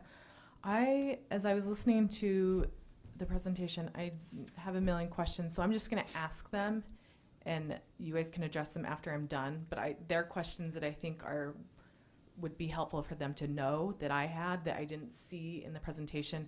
And I'm sure you guys know the answers because you've already seen the packet. So first of all, the 723 parking stalls, does that include, I'm assuming that includes the retail parking? And if it does retail parking, is that going to be is it going to be allowable for residents to use that parking after hours? I have that question just because I foresee parking problems with, 1.7 stalls per unit. It was mentioned that there may be a redesign for the roundabout, and I'm questioning that only because I know when people turn from 9th East to go toward the neighborhood, they go really fast. I'm sure some of you are right. Right, there are speed bumps there now, but if you're going to take away the roundabout, which will slow traffic down, I would suggest looking at speed bumps or something that will slow people down on that road. With more people, you're going to need people to slow down. And then and then are these going to be rentals or owner occupied? That's a really important one. And then also how they're going to be managed, if management is going to be on site or whether it's going to be an off-site type thing. Another question was for the Java Joes. That was a big concern for me. The light at 9th East, so going out onto 9th East, and this is probably for the future when the project is completed, that light needs to be adjusted for timing to allow for the increased traffic. So I don't know, put that on the to-do list because it's going to be needed to be adjusted because there's already a lag and that's creating part of the problem for the light on 9th and 45th. Let's see. And then a big question is what's included in phase 1? That wasn't really clear to me what phase 1 or phase 2 is after that. And then along with that is if there is a development agreement or if Murray does development agreements. I don't know if that's your same language for an MOU, but a development agreement I think could help put some of the residents at ease in that they know that they're going to get what they're going to get and it's agreed upon, and the developers can't do something else that wasn't promised. And then I just want to say that I think change is hard. I think it doesn't matter what would have gone here. It would have been really hard. And quite frankly, I'm looking forward to it being developed only because right across the street where Walmart is, I'm sure you all know that there's a lot of crime and a lot of illicit behavior. And maybe I shouldn't say this, but a lot of the crime in Mill Creek does come from that Walmart, and the empty parking lot doesn't help that right now. So I'm excited for this to change.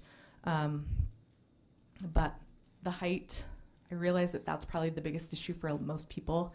And I lament the fact that it's going next to this very quiet neighborhood. And trust me, I've walked this neighborhood several times. I know how quiet it is.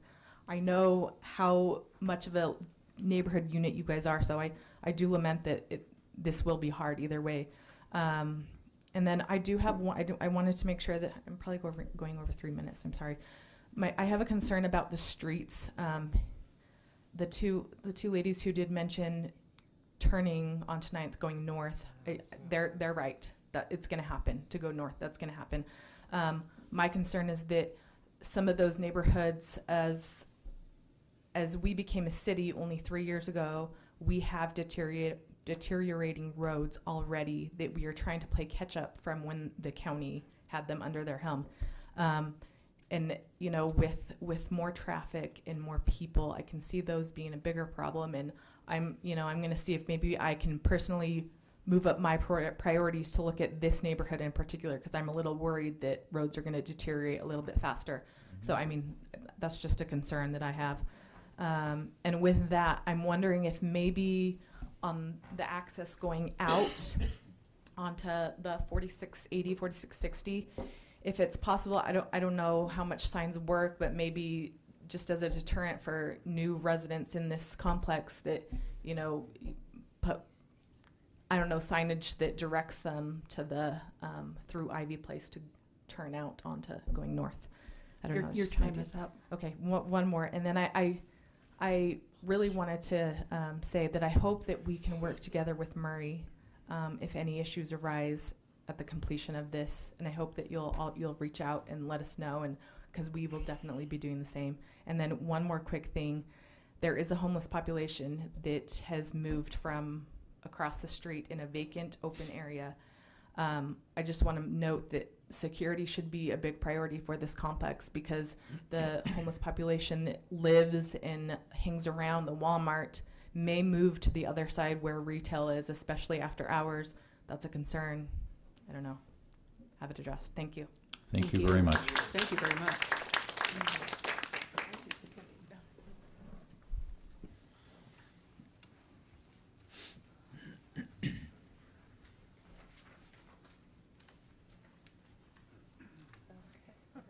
My name is Susan Alva. I live at 753 Chena Way. We've been residents there for over 30 years. It's been a good community. I am very concerned about the height that is proposed, and I don't see why it has to be 4 stories. It needs to be at least 3. I'm also very concerned. It was said that the traffic going onto 9th East wouldn't bother our area, but like Sally has said, the area in front of her home, going out on 7th East, is the road isn't very wide at all. And if there's any amount of traffic more than what we've already got in our neighborhood, it's really gonna throw us for a loop. So that's got to be addressed as well. And I think lowering it to 3 instead of the 4 will help some, but things like that, they say they have taken it into consideration, but not really. Having lived there for so long and seeing even what our neighborhood can do, just our neighborhood. Thank you. Thank you very much.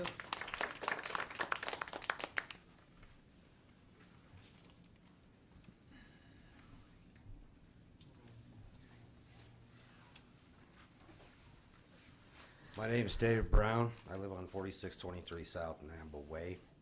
I've lived there for over 30 years. This study of traffic is totally garbage. We already know what happens in this neighborhood. All the traffic is going to come through there to get onto 7th or onto Van Winkle to head north. There's no reason for anyone to go 9th East to 45th to turn left to get to 7th East to get downtown. They're just not going to do it once they find out.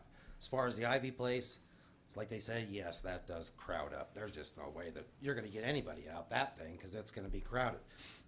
The bump in the light has to be taken out. With that thing, it shuts down left-hand drivers, it shuts down right-hand drivers going east, south, north. You get 3 cars through that light at one time. That's it, period. You leave that there, I don't care what you do with the lights, you're not going to get any more cars through there because it'll rip up somebody's car. It's always been that way. Diesels can't even go over it because they bottom out. As far as the height, yes, we've had this conversation with Salt Lake County. We've had it with you. I've lived there for over 30 years. Murray was trying to annex a piece of property that was in our neighborhood at one time, and they wanted to do the same thing. They wanted to put in this mixed use apartments, 600 apartments, and we were only talking 5 acres. And it was shut down. You guys decided not to annex it because we wanted you to annex our neighborhood. You guys are as far as you can go north as far as Murray's concerned. This is your last piece of property north.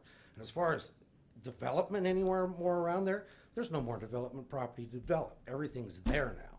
Everything's new except our neighborhood unless you rip us out. We're stuck in the middle of you. We're in the middle of you. We have no say-so unless you guys say it's okay now. Okay, you own Van Winkle, you own 9th East, you own Ivy Place, you own everything. We're just in the middle of it now. You know, we've been arguing with you guys for years. We tried to get you to take us over for utilities. You said, nope, we can't do that. We can't handle you guys. And then you're putting in all this stuff in our backyard. You can handle it now. What happens before? You know, I mean, we had a chance to be annexed with you years ago. That's one of the things, okay? We have the traffic, yes. The height, yes, we fought Salt Lake County on this new development they had. And it came down to the point to where, yes, they lowered their building.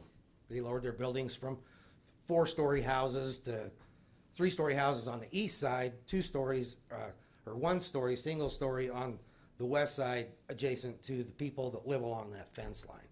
3 stories, come on. I mean, right on somebody's backyard, take their privacy, you take everything from them. They've lived there in you know, kind of peace the whole time. It's a very safe neighborhood, always has been. This crime she's talking about, I haven't seen it.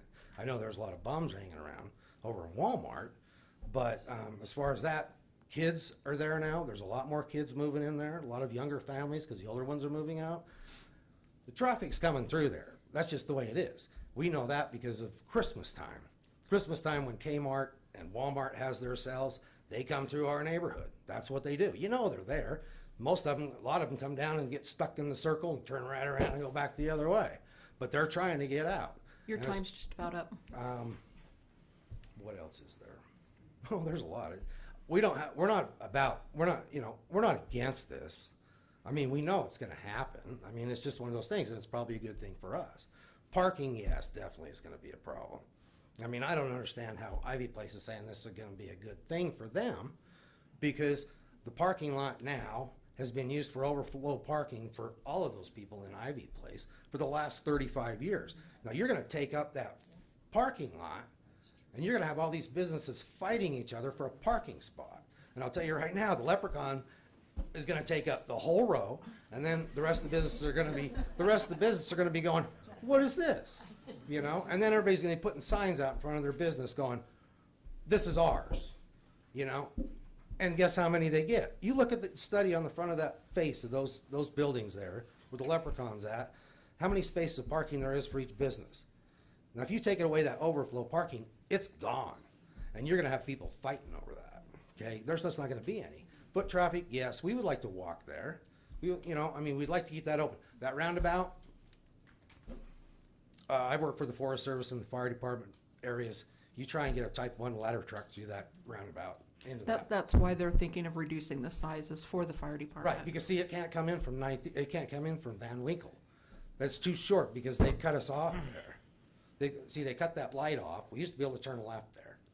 Okay, there used to be a turn there, and they cut it off because they said there was too many accidents. Well, that's because they never marked it to let people know that we're coming along Van Winkle, that people were turning left into our subdivision. Right. I'm sorry, I have to cut you off. Your time is up, and we have to let everybody have a chance. Thank you. Thank you for those comments.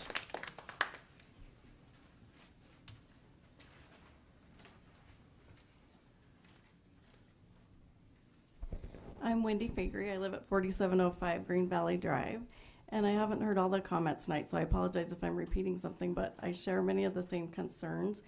And I've been in public education for over 25 years. I'm concerned about the schools in the area because we are surrounded by apartments already. And I'm excited for the good things this development will bring, but I also fear the size of it. And if it's going to be rental, then people will be in and out. And there's studies that show that if a school has a high amount of apartments in it, then the test scores go down.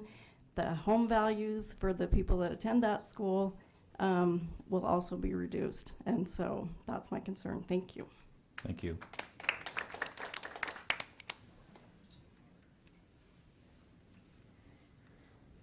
Anyone else? It's an opportunity. Sure. Hi, I am Rachel Tani, and I don't live anywhere here, but I do work inside Ivy Place. I have a salon. I've worked there for the last 11 years. And I am very excited about this. I think growth is inevitable. It's exciting. However, the height is a concern. A lot of our clients do come to our salon. I'm worried. I don't know. I was a little bit late. If it has been spoken, I'm so sorry. I want to know if this is rental. Is this owner prop? Like, what is this? What kind of housing is this? Hopefully not. We have a lot of crime. I even got broken in just to Thanksgiving night. And so I am worried about that security issue. I really want to make sure this is a project that is going to help us and not get that crime in there. I don't want just lower income even. I'm worried about parking. Ivy Place is already so limited on parking. This doesn't quite show exactly, obviously, it's a proposition, I get it. I want to know what type of parking there's going to be along Ivy Place. I know you said you talked to them, they're really excited. I'm excited, but that's going to be an issue. Parking and traffic is going to be horrible. Please try to consider maybe lowering the amount of houses you have, and the height. That's just really all I gotta say. I'm just worried about crime and the parking and the traffic. Thanks. Thank you.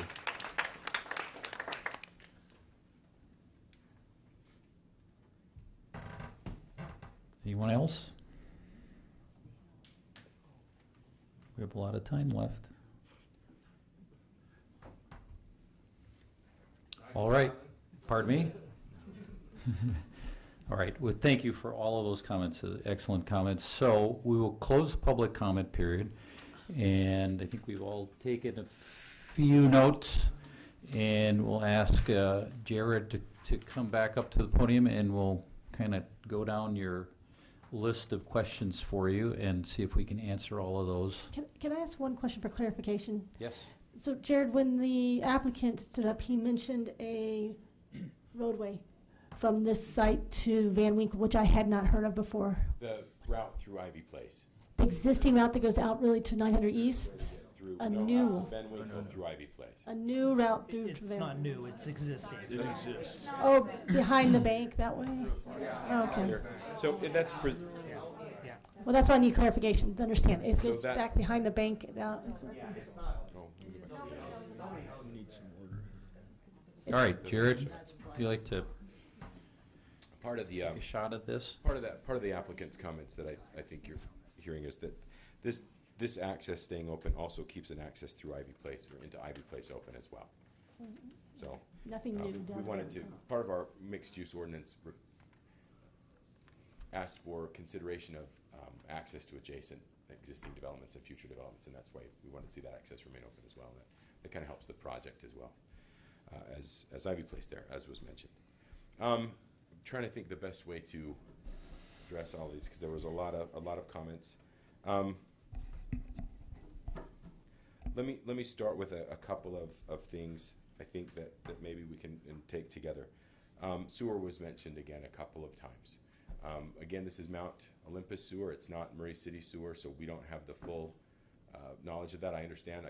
I believe that there are problems in the existing sewer. It may be under capacity. That can be probably better addressed through additional sewer that gets installed for this project. I'm guessing at that. Go ahead. Jared, if I could just address just a little bit about the utilities. Yeah. From my professional experience Sure. in public works and with Murray City for over 30 years, the neighborhood probably doesn't even tie into this particular development. Sure. Utilities come from all directions. We have to trust the utility authority that their system, and it's a system issue, it's not just one line going into the city. All of this doesn't necessarily flow through the neighborhood. I don't know. I don't know the size, I don't know the specifics. But when we talk about utilities, there is no way that anyone in this room can really say that's going to be inadequate, that's going to be oversized or whatever. We have to trust these people, and the utility companies have a lot of skin in the game. Sure.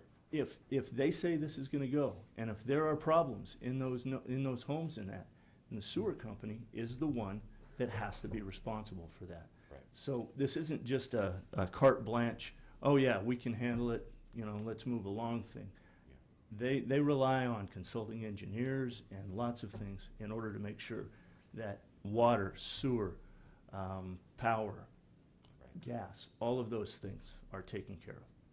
I agree wholeheartedly with that. My experience has been over 17, 18 years doing this as well. It's not easy to get a will serve letter necessarily. There's been several projects that we've done since I started with Murray. We had our Midvale project, right? Yeah, Mm-hmm.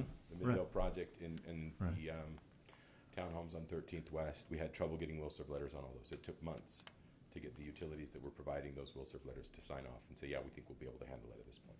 So I agree, Phil. Thank you. It's a good comment.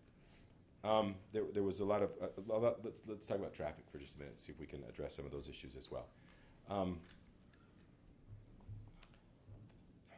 While I think the traffic study bears out that there's not a likelihood that people will, in a large way, use the west neighborhood to get through to Van Winkle, I believe that to be true as well, just looking at it. There is, with that said, Zach's been trying to get Google Maps to give him a route through that west neighborhood from this project area for 15 or 20 minutes and can't get it to. It keeps routing you through Ivy Place if you're blocked from Northeast. Still, there's no way to guarantee that no car from this project will ever go through that west neighborhood. I can't tell you that that will never happen. I would love to promise you that. There's no way to guarantee that unless we close that access. And believe me, the developers would be happy to close that access. We've demanded that it stay open as a group of 6 or 7 or 8 different public entities looking at the project. So you can put that on us. We feel like from a planning standpoint, from an engineering standpoint, from a public safety standpoint, from a utility standpoint, that access needs to stay open. We can explore the idea of signage, as the councilwoman mentioned. I'm not sure how that would affect it or whether that would be possible or not, or whether, frankly, whether it would be appropriate. But we'll consider that with the developers and as we move forward with an MOU. I said MOU, and it just reminded me that the councilwoman also asked about the memorandum of understanding. It does function like a development agreement. It's a contract between the city and the developers. It'll guarantee that those developments, that those improvements that'll that'll make the development nicer, that they'll happen. The time frame we talked about, access through the project, et cetera. It's a big project and it's in a couple of phases. One thing that the phasing of the project does do is allow you access no matter what. So Ryan Kimball mentioned that the access might need to be closed as it's improved. There's good opportunities to reroute that traffic during that time, during a part of the phase that's not constructed in phase one. Just a thought. It's an easily accommodated concern. Speaking of the phases, that was another concern. How are the phases organized? The first 2 residential buildings are part of phase one, as well as all of the utilities and infrastructure for the commercial portion. So all of the utilities for the site, and phase one includes the first 300 units, residential units. Phase 2 would be the construction of these 2 buildings. The commercial portion is not tied to either phase 1 or phase 2 because it may happen before phase 1 is built out, that there are pad sites that are ready to develop as the interest in that grows. So they're not tied necessarily to phase 1 or phase 2. We wouldn't prohibit one from beginning construction during phase 1, but we wouldn't demand it either. The infrastructure alone going in is enough of a guarantee that it happens along with the MOU. So that's the phasing of the project. The improvements to the intersection would need to happen, and I think it was addressed in one of our planning review meetings about the dip, the nature of that intersection is kind of poor. It needs upgrading. That'll be part of the project. The roundabout, it was an interesting comment about the roundabout slowing down traffic, and I wanted to address that real quickly if I could as well. So you have a great councilwoman working for you, by the way. She's right on top of all the right kinds of issues, so congratulations. And we'll try to keep those channels open as we go forward, absolutely. Right now, this parking lot is a giant empty parking lot with kind of an undisclosed amount of space that you have for an access all the way through to the west. That's an invitation to go, I don't know, 45, right? With that in mind, this roundabout would slow traffic down. If we can keep the roundabout by shrinking the size of the circle and making sure it's good emergency access, we'll definitely do that to try to calm traffic. Even if it has to be removed because of emergency services, this view going through with tall buildings on either side, sidewalks and parks that don't currently exist, all the visual cues start to, and cars parked along the street as well, all those visual cues start to slow you down. So that's a good thing in general. It doesn't always feel like a good thing when you're used to rocketing through that parking lot to get back and forth in the neighborhood. It's going to slow you down, but that's a good thing in the end. The visual cues will all change through that access as it's built out. So speed can be reduced even without the roundabout if it's not feasible to keep it. Jared, what would the speed limit be on that road, and will it be posted, or? I don't know that with the visual cues that would be in place, I don't think you'd need to post it. But in a parking lot like that, 15 miles an hour at the best. And you wouldn't really, you'll find yourself probably going 10 when it's built out. Not at first, but when it's built out, you won't drive through that more than 10 or 12 miles an hour. It's posted 25 miles an hour. Thank you. There's So nothing I there. would see that reduced. I would plan on that. It's an open parking lot. Yeah. I don't want to miss things, but there's an awful lot. Reducing the height of the building was mentioned a lot of times, so I want to just address that if I can. When we made these changes to the zoning ordinance, to the mixed-use zone, we addressed a couple of things specifically, and one of them was height. 50 feet is what we allow at that distance at 100 feet. That's kind of it meets the proposed project meets the standards of the ordinance that we have set as a city and agreed to.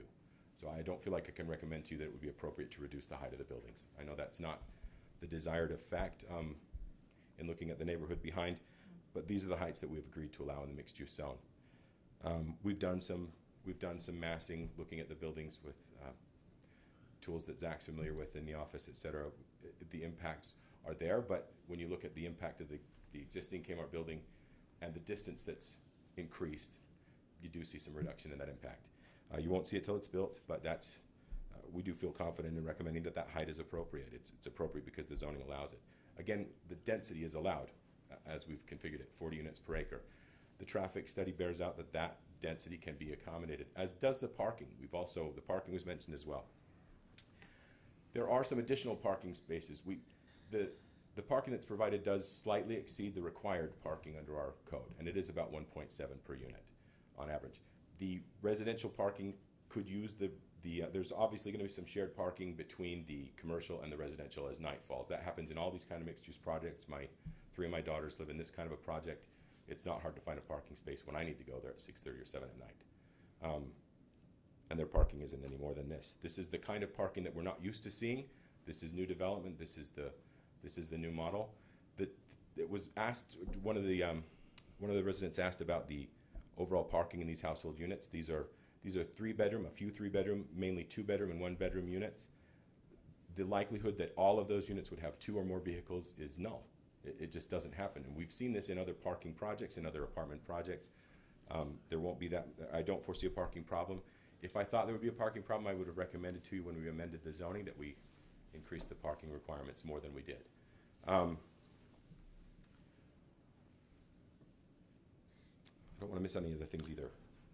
Jared, can you comment about the involvement that our staff has had with Mill Creek Planning? Yeah, sure. I know that we did get an email from them.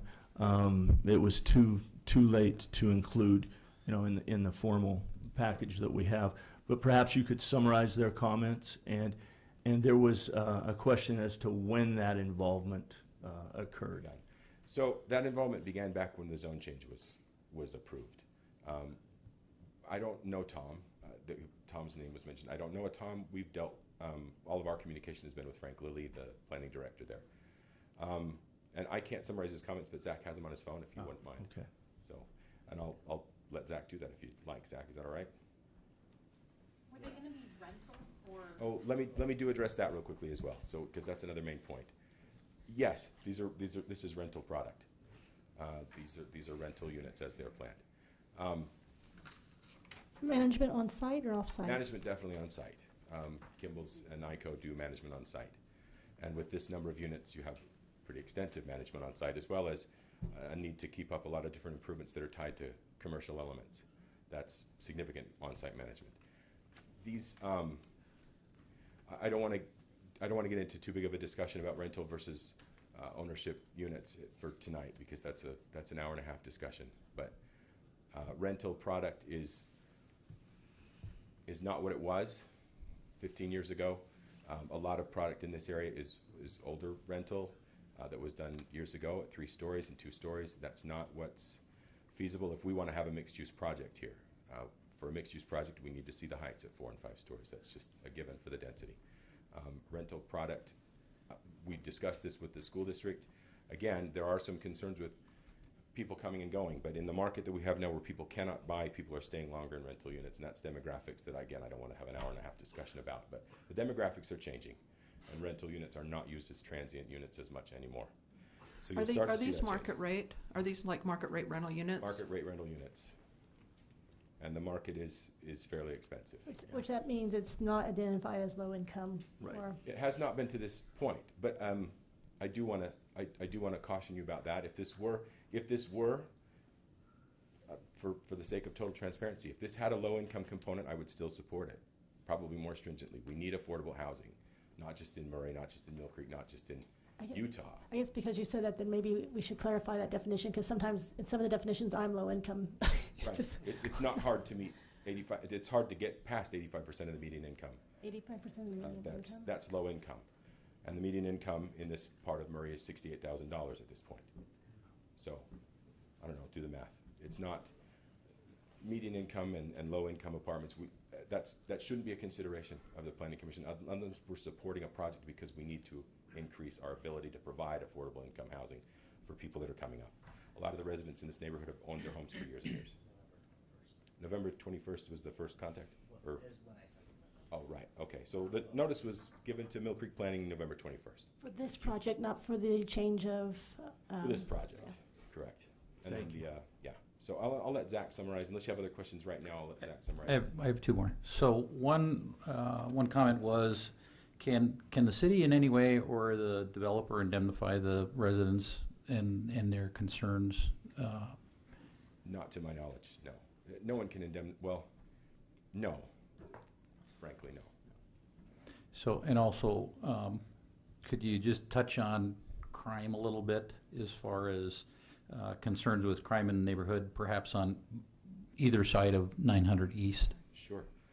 Activity is always a deterrent to crime. So as a couple of people have noted, the redevelopment of this site, instead of it being an empty big box and a giant empty parking lot, will deter crime. These kinds of developments don't. This is a nice new development, 421 new market rate units and good commercial on 900 East. It should be a deterrent to crime in the area, not increasing it. I do want to say with respect to indemnifying, it depends on what you mean by indemnifying. we do everything that we can to assure that the problems that can be mitigated, or the likely impacts of a development like this that can be mitigated, are mitigated. That's our version of indemnifying it. And the same thing happens with utilities when they give the will serve letters and say we're gonna make this work. That's as much of an indemnification as they can give anybody. But no one can ensure you that you will never suffer an impact because they can't control all those variables. So. Thank you. Just one other thing I'd mentioned about crime at our last meeting. When we rezoned this property, I think we heard some fairly salacious details of what was going on behind the Kmart building. That clearly will go away, so.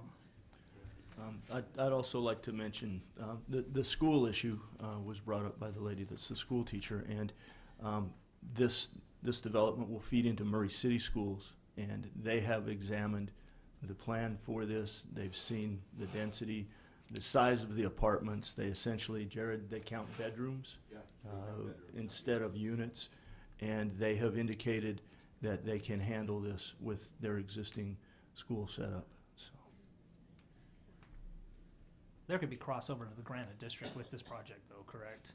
There could be some. I was only contacted by Murray City School District about Parkside Elementary. That's their principal concern, is the elementary schools with this type of development. But James E. Moss is the traditional school for the Green Valley neighborhood anyways. And Twin Peaks. Which is in Murray, but it's in Granite District. Right, right. Back in the old days, it was James E. Moss. Mrs. Matsura, I went to school with one of your kids, so I know. All right, Zach, you have some additional information for us? I was just going to go over just kind of the letter that was provided from Frank Lilly, the planning director. He had stated there were 4 items that they were specifically concerned about. First was the residential neighborhood to the west. Sorry, I'm going through this as I do it to make sure I catch everything.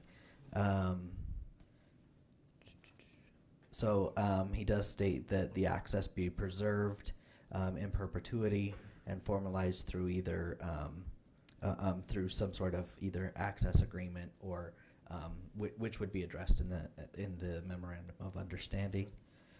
Second, they note the proposed the access onto 9th East. They did look over that, and they did say it's an improvement over the conditions there are now. It is one thing I think that was briefly touched on was new curb and gutter. I believe there's 8 and 7, an 8-foot park strip and a 7-foot sidewalk on the 900 East side. As well as, so that will be regraded and re-looked at. So I assume that dip at 9th East access would be addressed. It would also need to meet ADA requirements, all those things like that. So it would need to be addressed there. Let's see. The third item was along the west property line. He mentions that there are rear yards facing that. Recommend that there are landscaping, including trees and stuff, to adequately buffer. And on the site plan that we've shown, there's at least there's 18 feet of landscaping proposed in that section right there. Let's see, and then the fourth, they looked at the traffic study. That was provided, that was also provided to the commission. Let's see. They were also in the agreement that after looking at that they would anticipate that most of the traffic would come from or would go out on to 900 East or through Ivy Place. Or is it, maybe it would be appropriate to say the greatest influence. Yeah, the greatest. Yeah, sure. That's definitely another way of saying that. Let's see.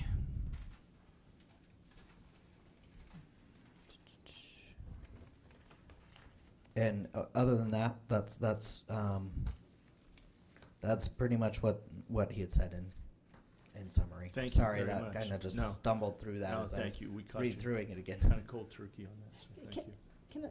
Can Can I ask a question about the west side trees? I actually drove the property and sat on it while I was reading the packet and all, but I didn't pay attention to the trees back there. If there's any trees that are back there, would they consider preserving them? If they have old growth trees?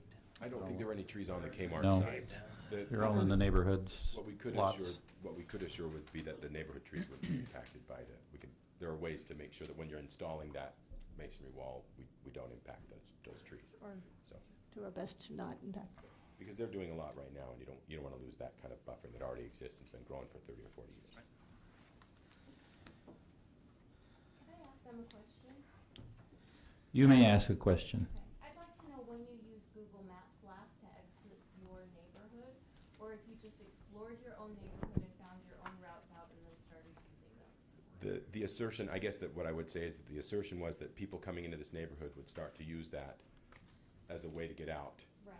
Wandering into the neighborhood at Christmas time or whatever when there's shopping going on. I don't think that's likely. I also don't think it's likely, frankly, that anybody that lives in the project is going to use that versus a light that you can take a left or right, come to another light and use that when the traffic is heavier. And the traffic study, and this is the last thing I'll say. The traffic study, we always ask for traffic studies. Had we not done a traffic study, the comment would be, why is there no traffic study to tell us what to do? We have a traffic study, and it's not accepted. So I don't know how to address that other than that. Well, when I was reading the traffic study, I was really impressed with the efforts that they went through and the lengths they went to investigate the benefit of having that light on 4680 at Ninth East and making that the turn lanes and that they're going to be additional pockets for pockets, or what we call a turn lane for us civilians, to help mitigate this traffic. I mean, they've done a good job with the traffic study. I felt I'm the most lame of laymen, and I studied it for a long time, and I was pleased with how thorough they were in taking everything into consideration. And change is inevitable. It just is. I used to have a view from my house, and I no longer do because somebody built another house. Whether it's a 4-story building or another house, things are going to be impacted. It's just the way that life is. But I think the city has done a really good job with researching all of the contingencies with this project. Appreciate that. And I came in tonight very skeptical about traffic. I came in and I said, traffic, traffic, traffic, right? That's the first thing I said in the pre-meeting. That's a direct quote, yeah. Direct quote, first thing I said in the pre-meeting. And it's going to affect my life too, this area. But after reading through the packet in detail, Phil will probably roll his eyes twice for that degree. And thinking about it in detail, I do appreciate the traffic study more. And I appreciate the fact that we've just said not that it just won't be bad, that it will have changes, and the traffic study shows there's changes, and therefore we're anticipating responding to it by doing things to address those changes in the traffic pattern, right? Yes. Because it affects my life too. Is the traffic study publicly available? Yes. We have it. If it's requested, we can send it to folks. Can I make one last? Sure. I didn't address Java Joe's. So Oh, yes, I that's don't want to speak for Ryan, but I know that they're trying to work out something with Java Oh, they Joe's to keep them as a tenant if they're able to. So it's a good business. And the other development didn't work out anything with Taco Time, and I'm just gonna point that out. We'll bear that for now. So I'd say a couple things about traffic. It's always contentious subject, and there are going to be some things that the traffic study gets perfect, and there's going to be some things that gets wrong. Generally, what I've seen for traffic studies, they're generally pretty good. As far as access to the neighborhood, we could do some other things with the city to help traffic in the neighborhood, to keep it slower. If it's slower, people aren't going to go that way. Like it's been said, they'll go out onto 900 East, either go north or go south, depending on their destination. But there's some other traffic calming methods that can be used inside the neighborhood, and you put them out, and people who don't live there tend to not want to go 10 miles an hour.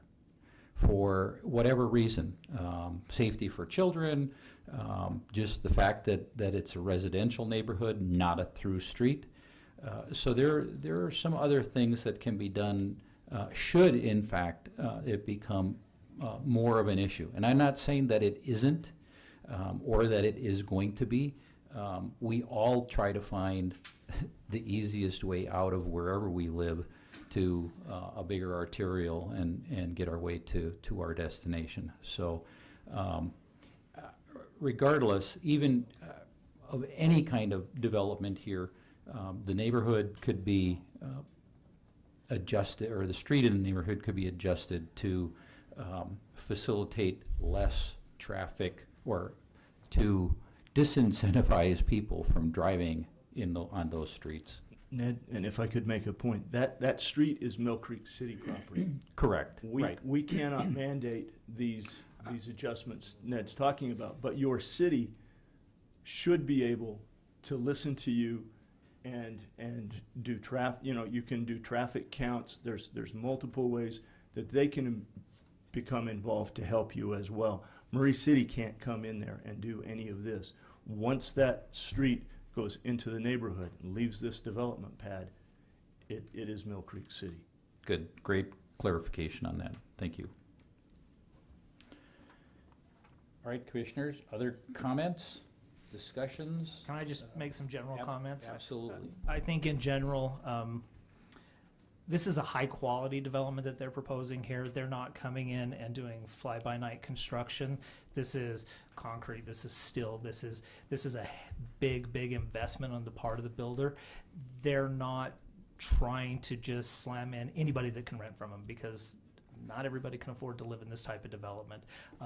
And I think that they're trying to incorporate this development into the broader context of this area, and I think it actually improves large aspects of this area. I think just the frontage along 900 East in general, I think that's a dramatic improvement. It's safer for pedestrians. You have a larger park strip. You have larger sidewalks for people to be able to move in and around the area.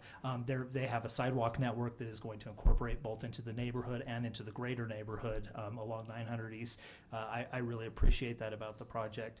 I think that a big win is that they were able to maintain access. I know that it's a double-edged sword for you guys. I appreciate that it's a double-edged sword, but you guys will be using this road as much as the people that live in this development. So I'm glad that they were able to protect that. Also, if you look at just the tax base and how this will change the tax base per square foot, this is way more efficient than a 100,000 square foot building on a 10-acre site. That doesn't generate much tax revenue per square foot. This is going to change that as well. I know that Mill Creek City won't necessarily realize that benefit, but overall it's going to help in that general area. Well, May I ask a question? You really can't at this point. I'll never go home. We've answered a lot of questions this evening. You're So welcome to talk to stay staff after the meeting. After the meeting, and we'll stay as long as you'd like to stay and talk. Mr. Chair, one more quick comment. It's very impressive how many people from the community came out and participated tonight. And this participation hopefully helps an understanding on both sides for the long term. And continue to participate, City Council, Mill Creek. Another comment, I think we have more people here from Mill Creek tonight than Murray, which is intriguing to me. Sure, it's the neighborhood. Well, it affects Murray too. I live in Murray. It'll affect, and I mean, I'm impressed you guys came out. All right, if there's additional discussion, we'll hear that. Otherwise, I'd entertain a motion regarding the first motion or first action on the master site plan for this particular development. Mr. Chair, I will make a motion that we approve the master site plan to allow for the proposed mixed-use development on the property addressed at 4670 South 900 East, subject to conditions 1 through 8. With the addition of the wall. Yes, I would like to ask you to amend your resolution to include an 8-foot wall for the neighborhood. Can I just randomly ask a question? Sure. Before I move forward with that? Who backs onto this property directly? Show of hands, anybody?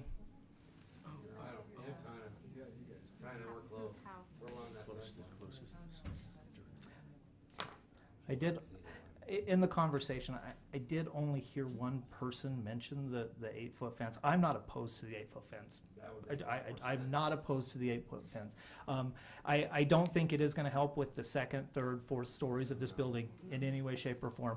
But I believe the ground level activity associated with that level of parking is significant. There are a number of people there. A 6-foot tall wall, while I'm standing up on the curb, up on a berm, I can see into your yard. We've seen examples of that over the years through this. I'm willing to change that and state that I don't see what, it would be a condition number 9. It's in condition 8 talks about masonry. I would amend it wall. to say that it is an 8-foot masonry wall. Thank you. All right, I have a motion. I will second that. In a second. Is there any other discussion? No. Jared, could you take a roll call vote, please? I will, thanks. Mr. Nay? Yes. Mr. Markham? Yes. Ms. Milkevich? Why did you wait for me till the end? Sorry, you were next to Travis. I'm so confused. Yes. Ms. Wilson? Yes. Mr. Hack? Yes. So motion passes for this master site plan to go forward. Understand your concerns as neighborhood, and we'll continue to work the city with Mill Creek and to see if we could try to mitigate some of the concerns that you've said to us tonight. So motion passes, and Still need a second motion. Was that the first motion or the second motion we just did? pardon me? Did you just do the first motion? Yes. Well, then Yeah, I'd say- it was on the Master master site plan. plan. Okay.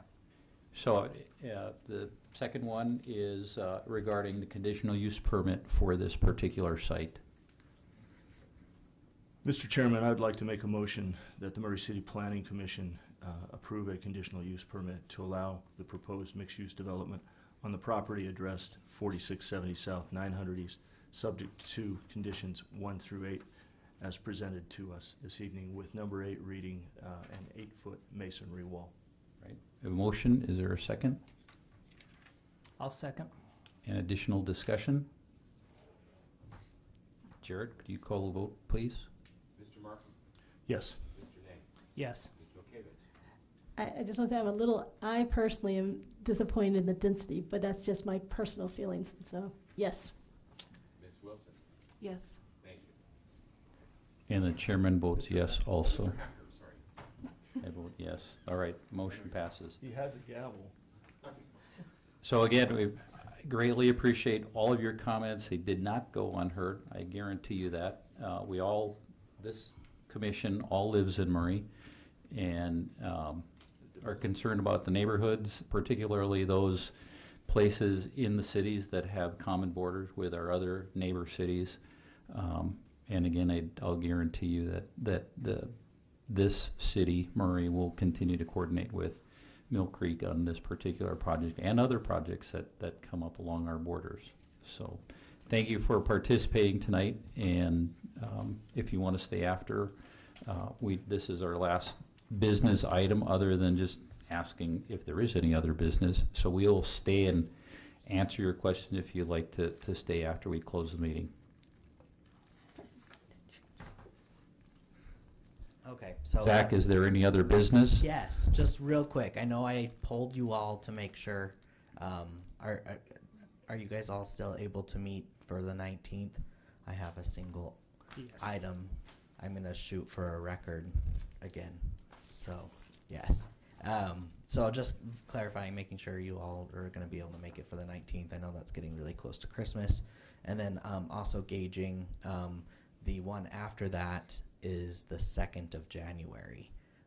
Do you guys know of any conflict as of right now? I haven't seen the football schedule yet. My desire is not very great, if that's, you know. We've already received a couple items that are coming forward. I would be very questionable for that one. Okay, I can relay that. Okay, I think that's it, unless Jared has anything else he'd like to bring up. All right, I'll entertain a motion to adjourn. Motion to adjourn. Second. All in favor? Aye. So thank you for attending. Meeting is closed.